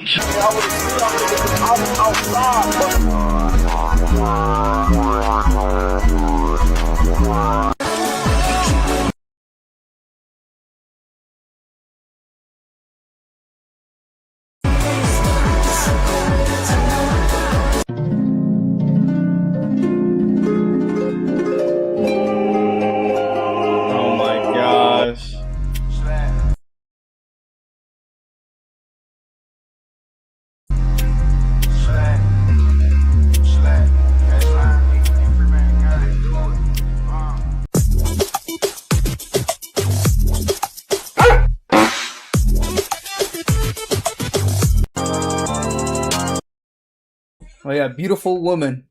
Big boobies.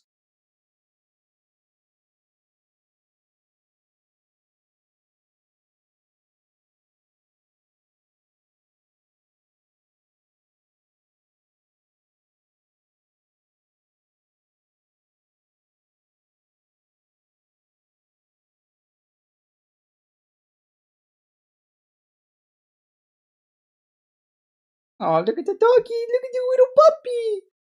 Oh, we love puppies.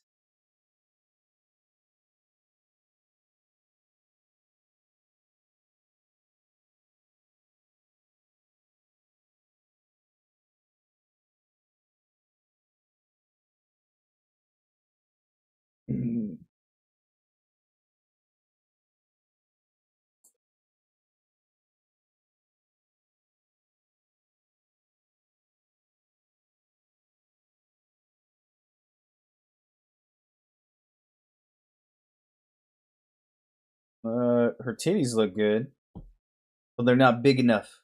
Looks like they're good shape.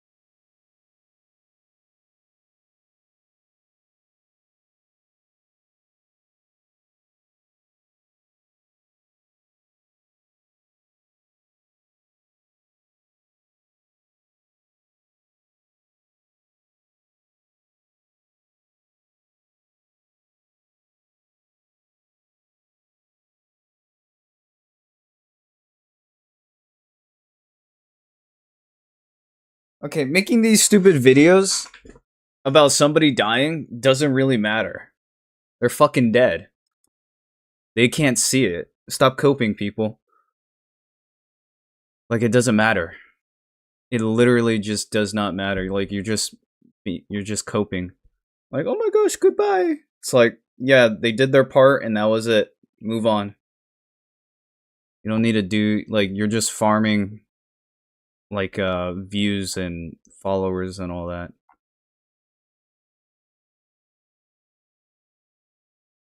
Like, yeah, the actress died. So what? It doesn't matter. Nobody gave a fuck about that person until they fucking died. That's literally how it is. It's like, oh my gosh, somebody's dead. Oh my gosh, I love them. It's like, no, you didn't. People are liars. People are deceivers.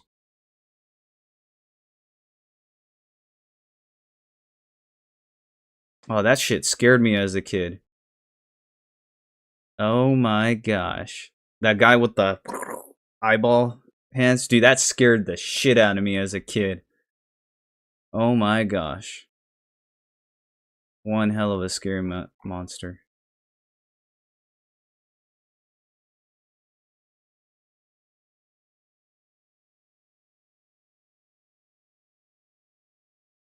Let me look at that.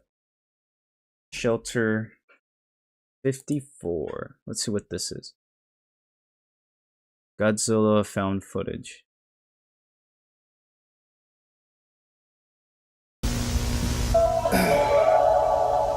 This guy's got 1 million views. Nice. June 14th, 1989. It's a warm, clear Saturday in Florida when tragedy strikes.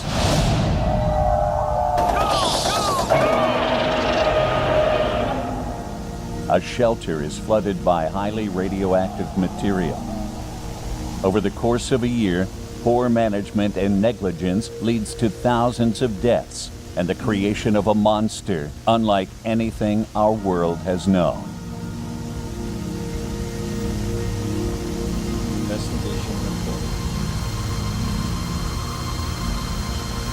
The Florida Everglades, days before the Shelter 54 incident.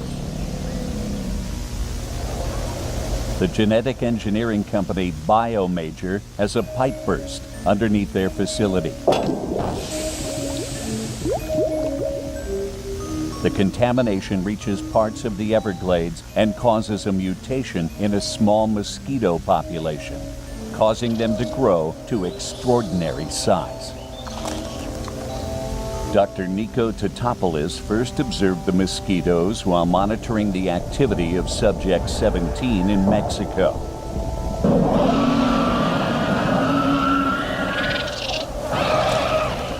His research team followed the swarm to the sites of several other superfauna as they fed. They named the invasive species of mosquito Skeetura.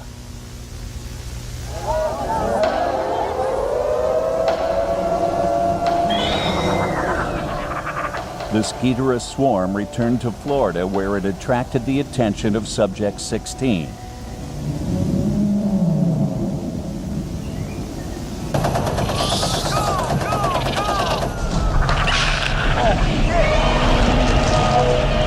Zilla.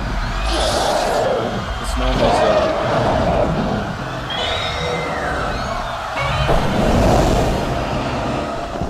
Give him a flamethrower.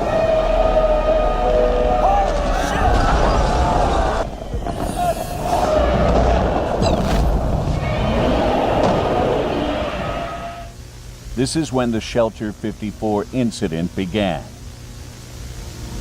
Shelter 54 was a Class C anti-superfauna shelter developed in the late 1960s. Like most coastal shelters, it featured an underground hydroponic system in case of extended stay. Being a Class C shelter, its contamination protocols required manual operation. Civilians were taking cover in Shelter 54 when Subject 16 landed a fatal blow on the large female Skeetura.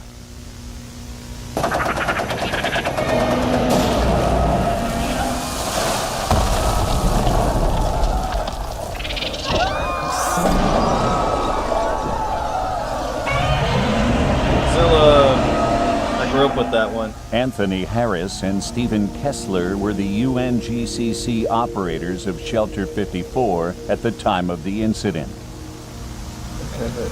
Stephen Kessler was speaking to a group in the shelter common room. Anthony Harris was at the main entrance helping the remaining civilians enter. After Skeetura was crushed, her internal organs and collected blood rushed down into Shelter 54. The entrance was flooded with over 200,000 gallons of radioactive fluid.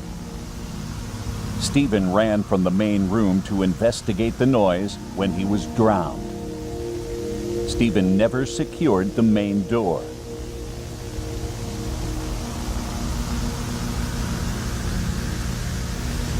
The following phone call is the last known communication from Shelter 54.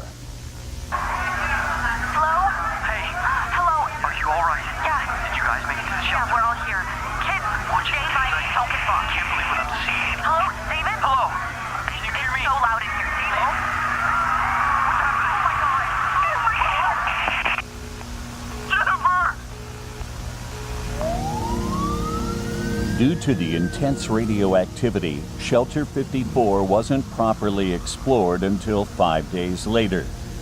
It was considered a complete loss of life.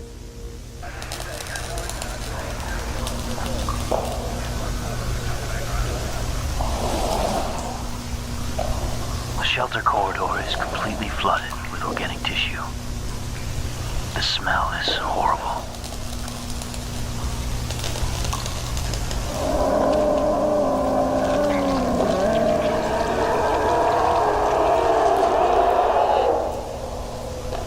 It looks like tendrils are growing from the shelter door, plant-like in nature. I'm getting a massive radiation reading from inside. My God. This is impossible. In the main chamber, a massive botanical growth had taken over the room. The victims inside had not just been consumed by the organism, but were a part of it, as were the plants from hydroponic storage. So Biollante? The hybrid organism, at this time referred to as Subject 19, was hidden from the public. So it's Biollante.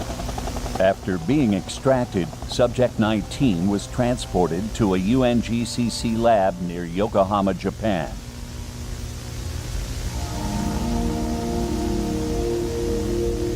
Research on the organism was led by Dr. Akira Shiragami, whose superfood research was slowly helping regrow the world after the smog attacks of the 1970s. Subject 19 was contained in a water tank with artificial sunlight. Dr. Shiragami estimated as many as 15 victims were being kept alive within the deep tissue of the mass. Medical extraction was ruled out when it was discovered the victims had been anatomically rearranged and conjoined together. The only victim that scientists were able to make contact with was 17-year-old Erica Johnson, who had not yet been fully merged. Using infrared machines that function based on eye and muscle movements, Dr. Shiragami was able to communicate with her. This is initial communication test with Subject 19. Hello. Can you hear me? Am I speaking with Erica? Yeah. Good. My name is Dr. Shiragami. I'm a scientist here to help you with your condition. Can you see your surroundings? Smell, feel, anything? I see life. Are you in pain, Erica? Yes. We all hurt. You're able to feel the others? I am. Everyone. So it's Biollante.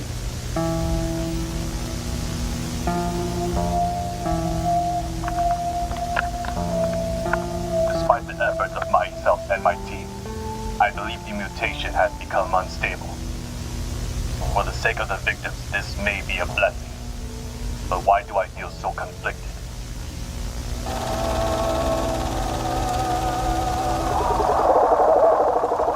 I thought the world could never recover after the smog attacks.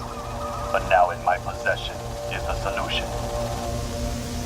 I've spent my career strongly opposing the use of Godzilla DNA. But it may be my only option. On October 22nd, Dr. Shiragami began transfusing the organism with Godzilla cells for their regeneration property, G1. So Biollante. That's basically what it is, it's Biollante.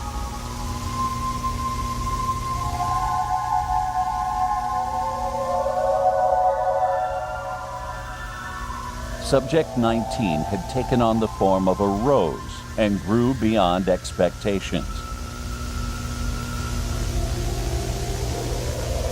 That's pretty cool. Are you there? Yeah. I've noticed you've begun responding less and less. Is something wrong? Something bad inside. Please. Won't leave. I'm sorry, Erica. Unfortunately, you must remain under observation a little longer. Kill me. Kill me. Biollante!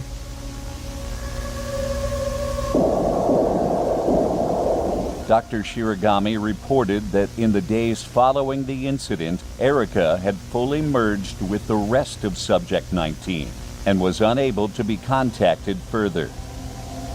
Colleagues noted that after this, Dr. Shiragami withdrew himself from social contact and dismissed his assistants for the holiday break. And he My releases request to it. euthanize this being have been denied by my superiors. I know what I must do. I've locked down the lab. No one is getting in. On the night of November 29th, Dr. Shiragami tampered with the container controls to electrocute Subject 19.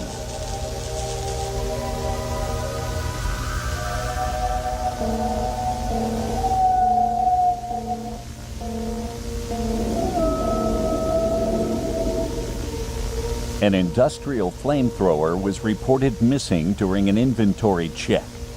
When security confronted Dr. Shiragami outside the examination room, he revealed the weapon. Doctor, put the weapon down! This doesn't need to be a situation. This is your final warning! Just wait until the process is done. Put the weapon on the ground and move away from the door! Hold your fire! Tango down. What the hell was that?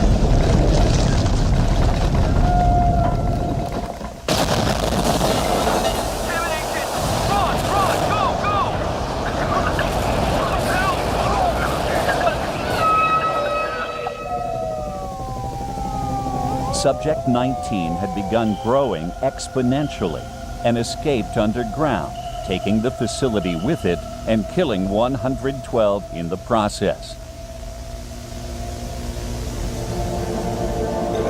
See? I knew it, Violency.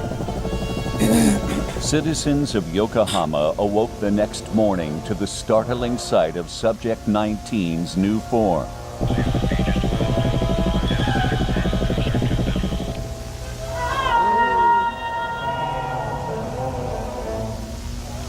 The Japanese government ordered for Subject 19 to be destroyed to stop its roots from expanding further into the city.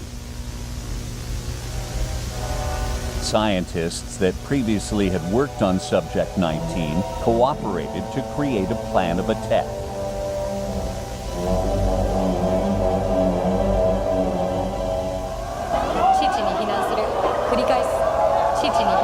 This is actually really cool. I like this logical steps of creating Biolancy. It's cool.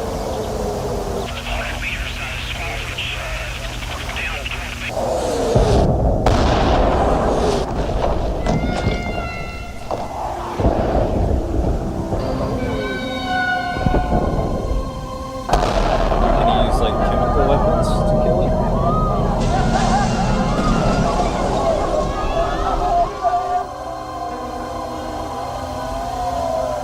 After the flower's collapse, aerial photography revealed that not only was Subject 19 still alive, but mutating.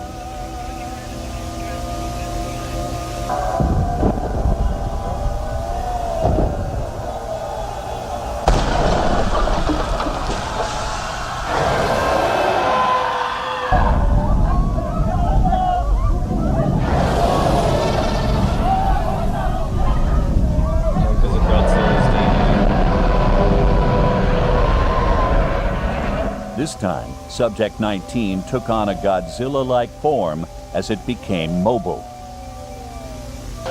The UNGCC debuted the MBT-92 Maser Cannon, the newest arsenal in fighting superfauna threats.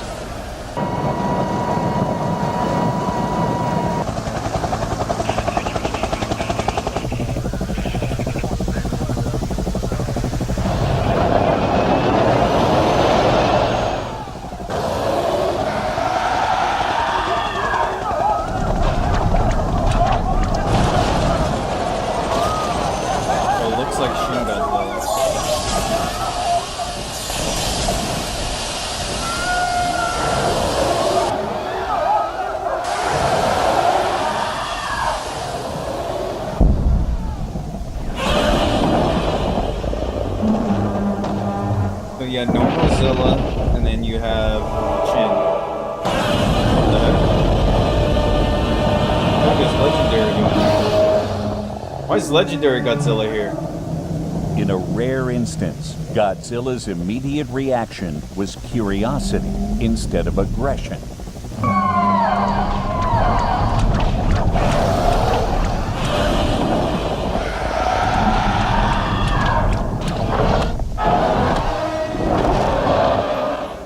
With Godzilla trapped, Subject 19 began absorbing G cells to further mutate itself.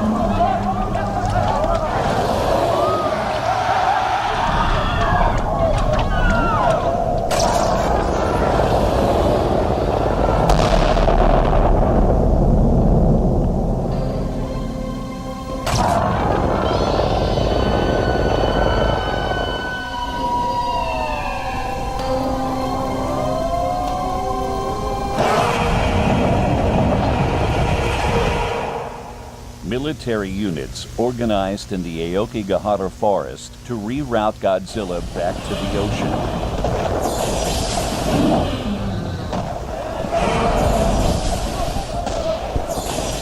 Radar showed a large mass moving in on his location.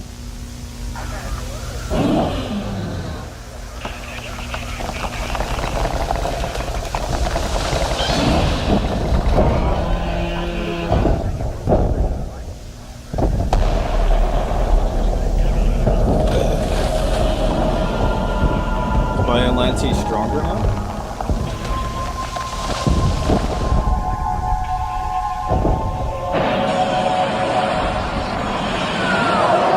Oh yeah, I see.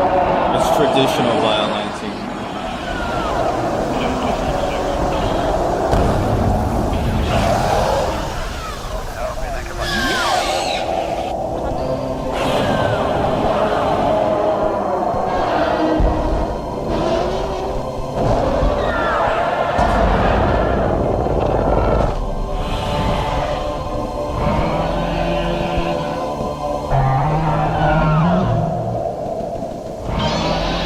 That's traditional violence.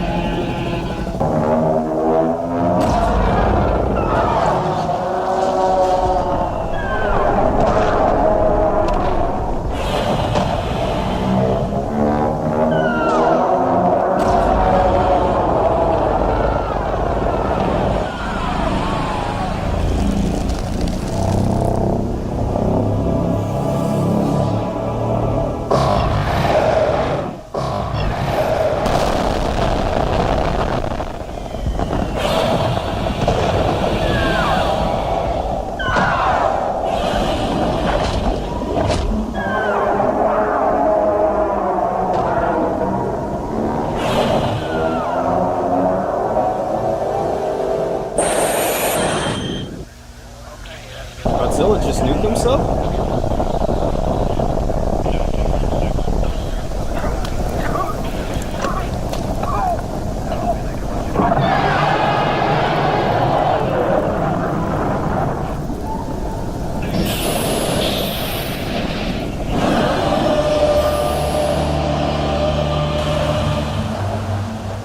The toxic blast released by Subject 19 seemed to have a paralyzing effect on Godzilla.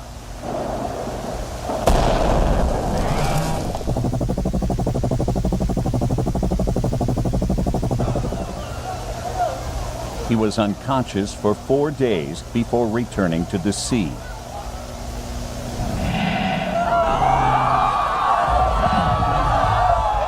He was inactive after this event for 3 months. In the end, thousands died or were seriously injured. Yokohama had transformed forever. Today, Subject 19, now officially named Biollante, has taken control over parts of the Okigahara forest. Although generally peaceful now, Biollante's presence has attracted several other superfauna that sometimes become aggressive when she's threatened.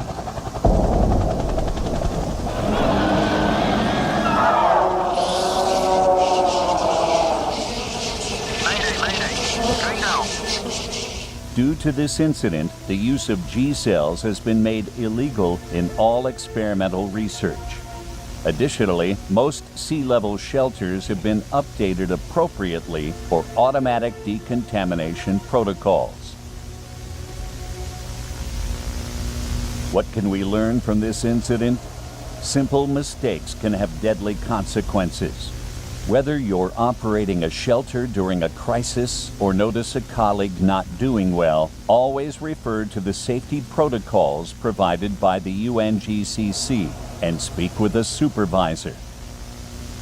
The victims of Shelter 54 live on in Biollante, never able to live, never able to die. Forever a dark reminder of our mistakes.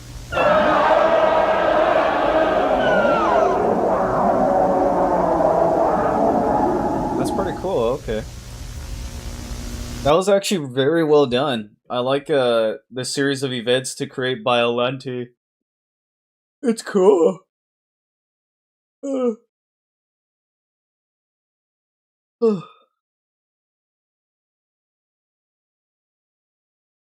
Biollante is in the Monsterverse. Now for those who have seen Godzilla x Kong and Last of the Leaks, you probably saw this right here. And well, it's fake. I, along with all my friends, were waiting to see this at the end of the film, but it wasn't there.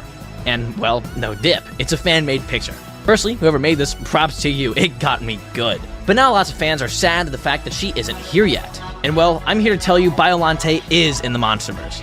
Kinda. I made a short a little while back on how Gigan has appeared in the Monsterverse, and I mentioned that it's not just him, but also Biollante. This is from an unreleased show called Monarch G-Team, which takes place in the Monsterverse. It already has 2 seasons done, and in the show we get our first look at Monsterverse Biollante. And man, is she huge. If you want the show to come out, make sure to subscribe. But that's how Biollante is in the Monsterverse. Now for those who have seen Godzilla x Kong and Last of the Leaks,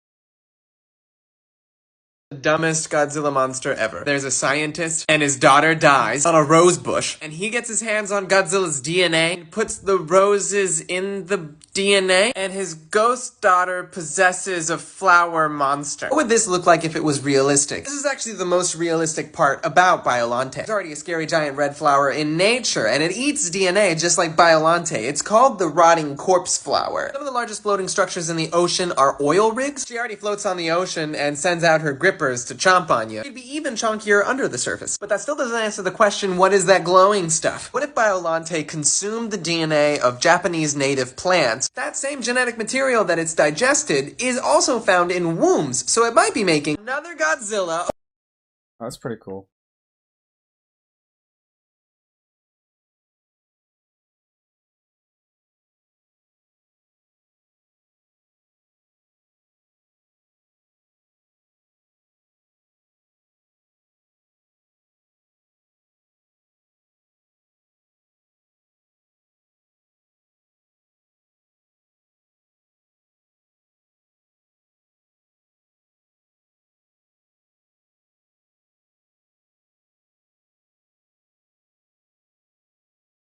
Fold laundry.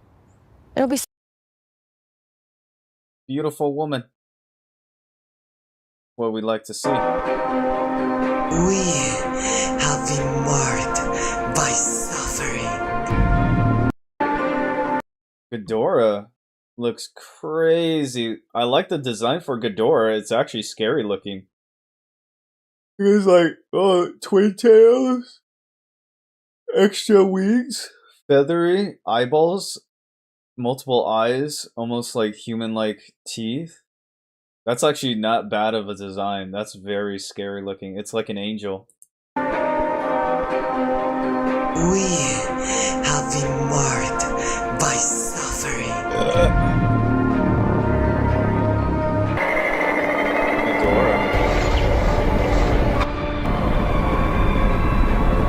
Oh, black hole.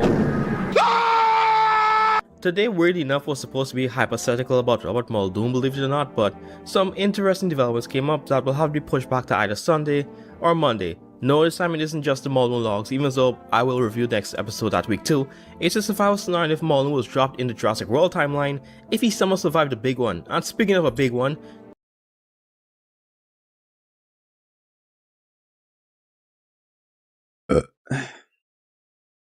Why does Sonic pop up? comes from. The rest I just researched, I don't know. So if I get anything wrong here, but it's definitely my top 6. So it looks like a mess. And speaking of a big one, Toolzilla has created not necessarily the most horrifying Godzilla out there, but it's definitely my top 6.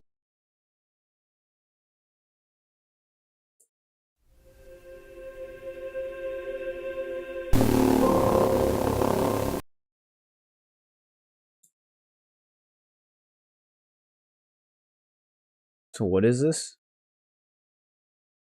Ghidorah looks like an angel. That's cool. Well, it's using AI generated stuff, but it's still cool looking.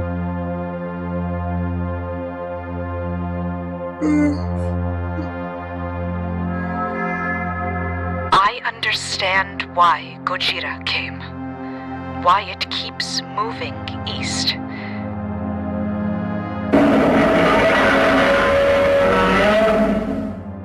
It is coming to kill Ghidorah. Then, what is Gojira?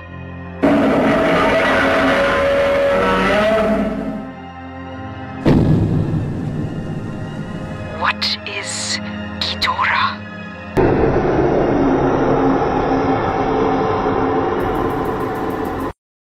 That's interesting.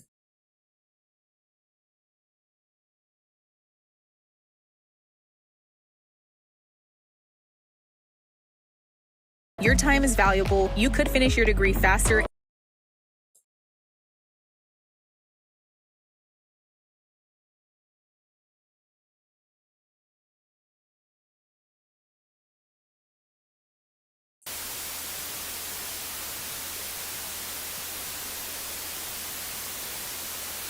Report on countermeasures against unidentified colossal organisms. High concentration radiation detected off the coast of San Francisco. Mass die-off of extremely distorted and decayed fish confirmed. Multiple casualties reported with full-body necrosis at the shoreline. Investigation of necrosis site results. Cellular composition matches remains of Gojira destroyed in Tokyo 1954. Subject terminated by Dr. Daisuke Serizawa. Conclusion. High probability of reappearance of a similar unidentified colossal organism. Evacuation order for nearby residents. Dispatch military investigation unit to San Francisco coast.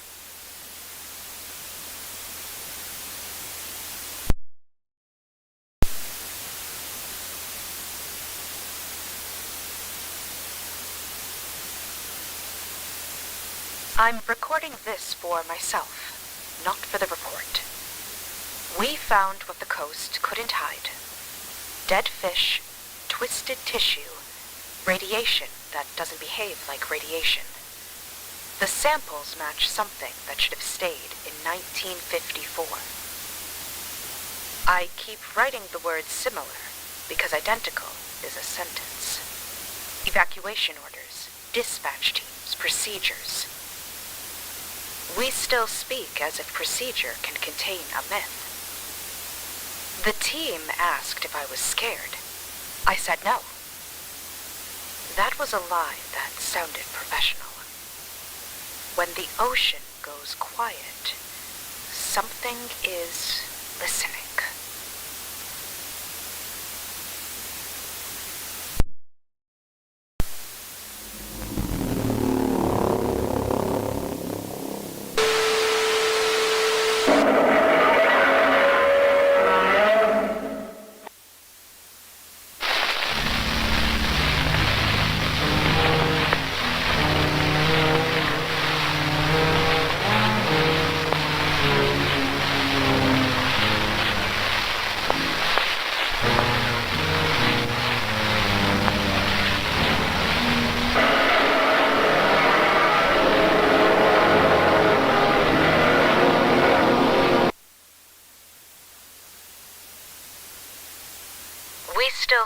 as if procedure can contain a myth. We still speak as if procedure can contain a myth. This is absurd sin.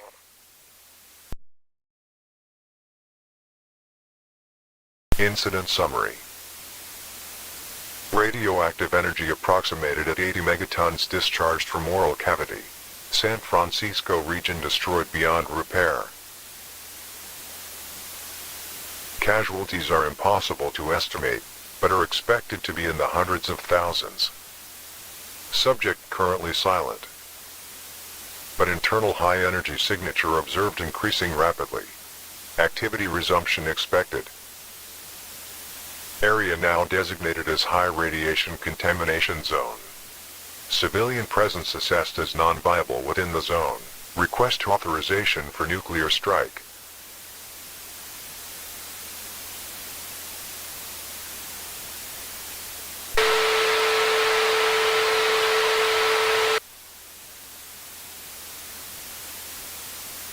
I watched the footage again and again. 80 megatons from a mouth. I wrote the number and felt nothing. That's the first symptom. The city wasn't destroyed. It was erased. We keep saying silent as if silence means safety. But inside it, the signal is rising. Like something inhaling, preparing to speak again. We requested permission for a nuclear strike. That sentence should feel heavy. It didn't. We chose a weapon because we ran out of words. I keep thinking about the people outside the briefings. Cars, backpacks, children asleep on gym floors. We tell them to evacuate as if the road is still normal. Hello. Do you want to play with me? Sure. Well, that's their fault. Kidding. Kidding. No, it's always the parents' fault. But you shouldn't have kids. Dumbass.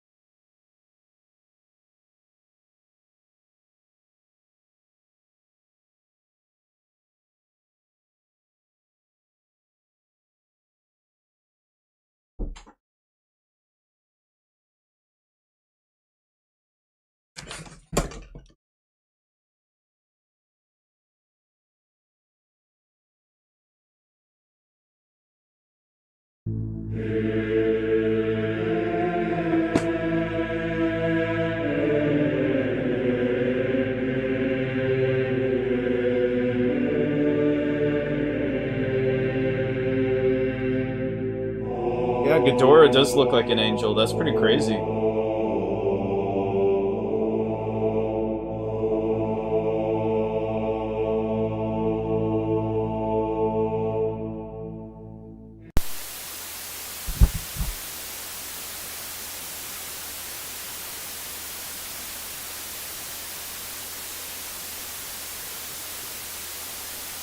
Subject shows no movement, but internal signal is exploding. Close examination, necrosis and regeneration cycle confirmed. Post-strike severe swelling detected across entire body. Moments later massive energy burst occurred. Organic fragments dispersed across the city. Radiation levels exceeded measurement limits. Remote visual observation is no longer possible. New unknown energy reaction detected in dispersed matter. When exposed to atmospheric oxygen, IT triggers violent oxidation. Contact melts and dissolves all organic life. Subject restored to previous form and moving east. Fear is spreading among citizens and social order is collapsing. Issue immediate national alert. Order evacuation for all residents within projected path. Provide maximum available support.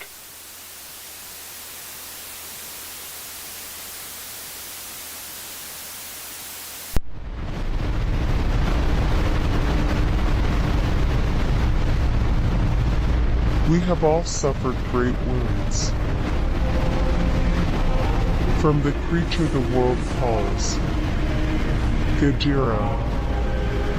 The world has been swallowed by fear and death.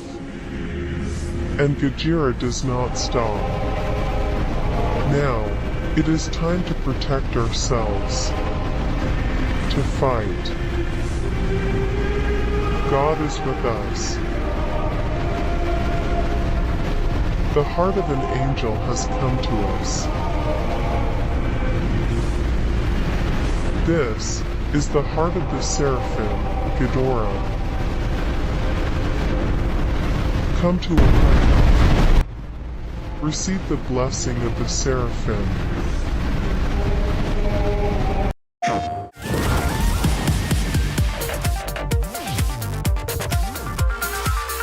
Join us. Walk with God.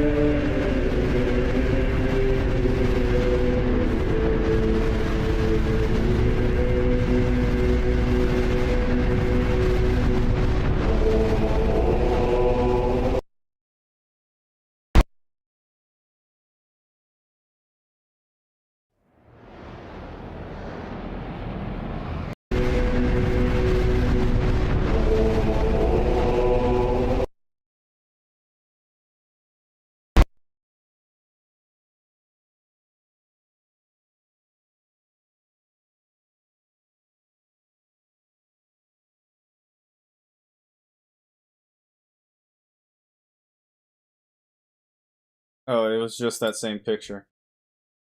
That's all it was. The same picture that we were just looking at earlier with Ghidorah and Godzilla. Ghidorah being an angel. That's actually pretty cool. What an interesting concept. Because, like, Ghidorah's an alien. In this case, he's an angel. But it's still alien-like, which is still pretty cool.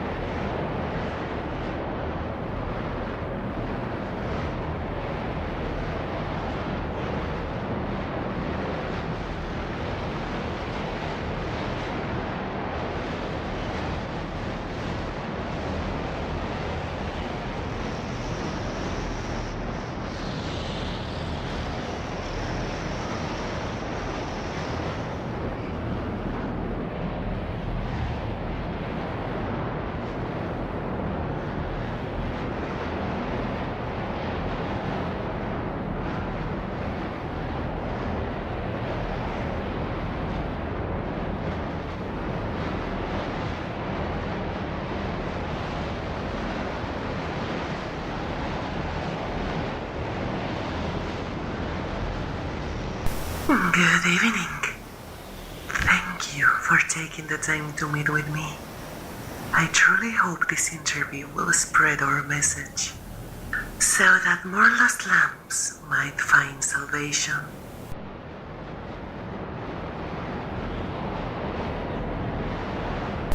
I saw an angel, a three-headed angel. I saw it rising from the blood of the Lamb, praising God as it ascended into the heavens. And then, with a sound like thunder, a trumpet blast, a single word appeared before me. Ghidorah.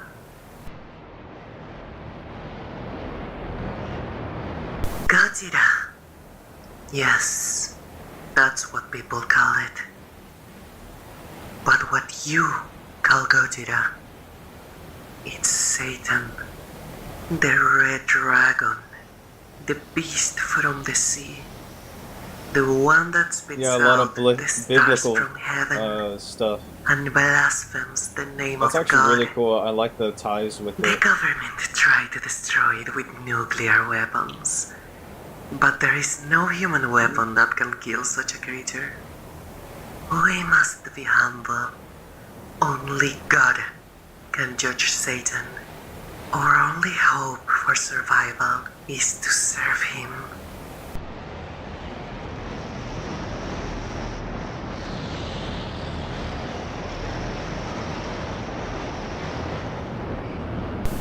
Only those with unwavering faith can witness it.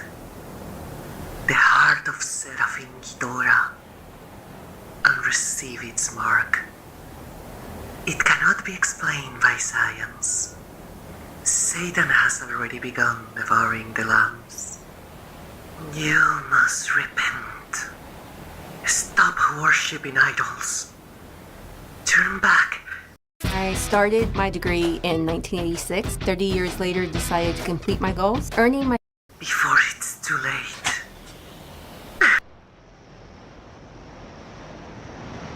In the Bible, so it would be a false angel.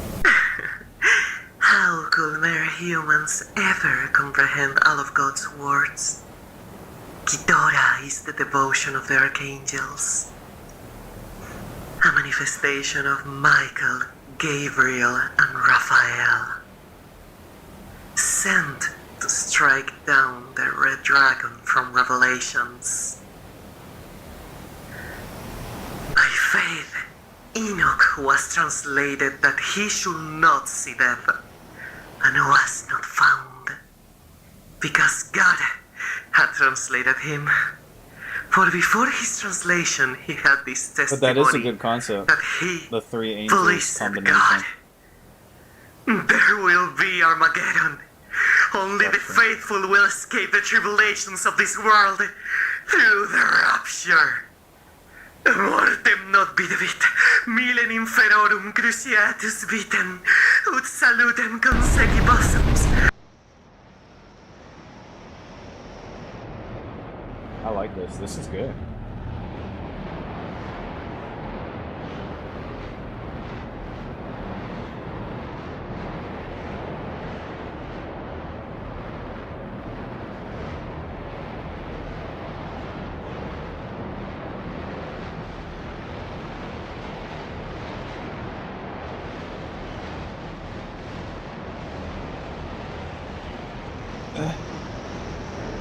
I like the human element of their being affected by Ghidorah. That's actually very good. Milen inferorum cruciatus vitem, ut salutem consequibusums. Mortem non videvit, milen infernorum cruciatus vitem, ut salutem consequibusums. Mortem non videvit, milen inferorum cruciatus vitem, dum salutem consequibusums. Affliction, distress, grief to the inhabitants of earth, because of the other voices of the trumpets of the three angels, which are yet to sound.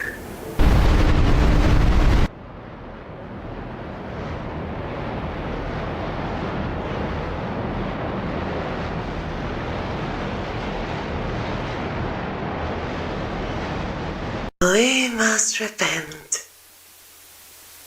The sixth seal has been broken, and the angel's trumpet will soon sound.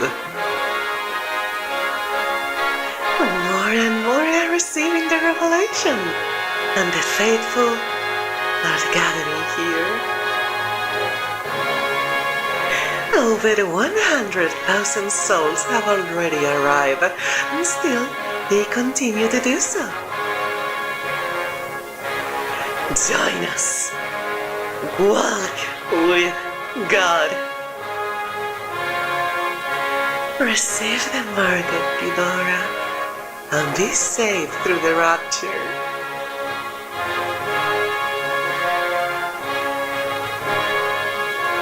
When Armageddon comes upon this world, we will stand beside the Lord, praising His name, awaiting the dawn of the millennial kingdom.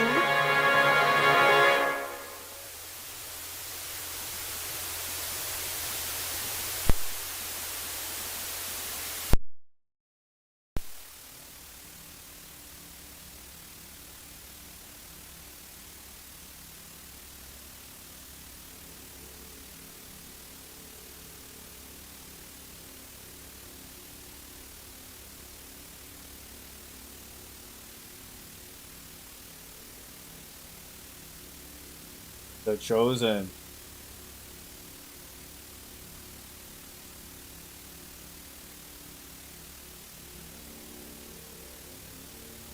How long ago was this? 5 months ago?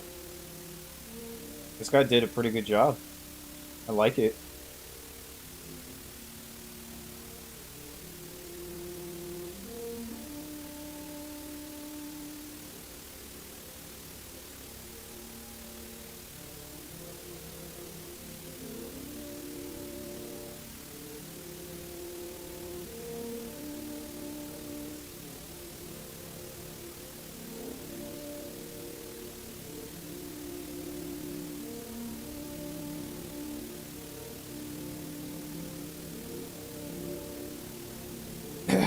Why, are they all gonna fuse together or something?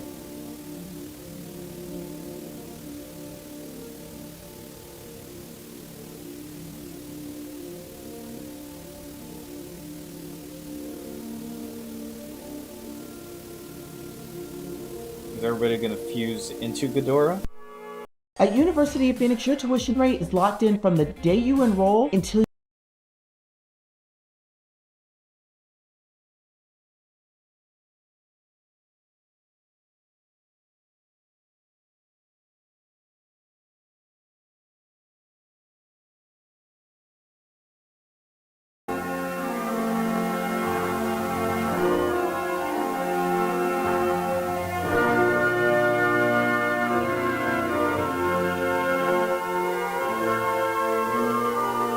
Is everybody gonna fuse together somehow? This would be cool. I wanna see it.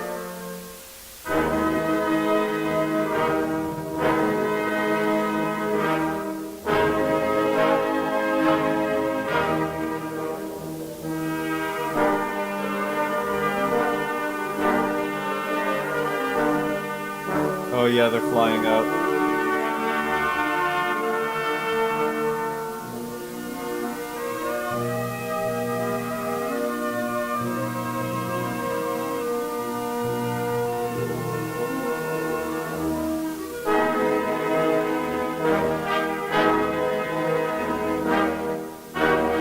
Do they all get into a portal?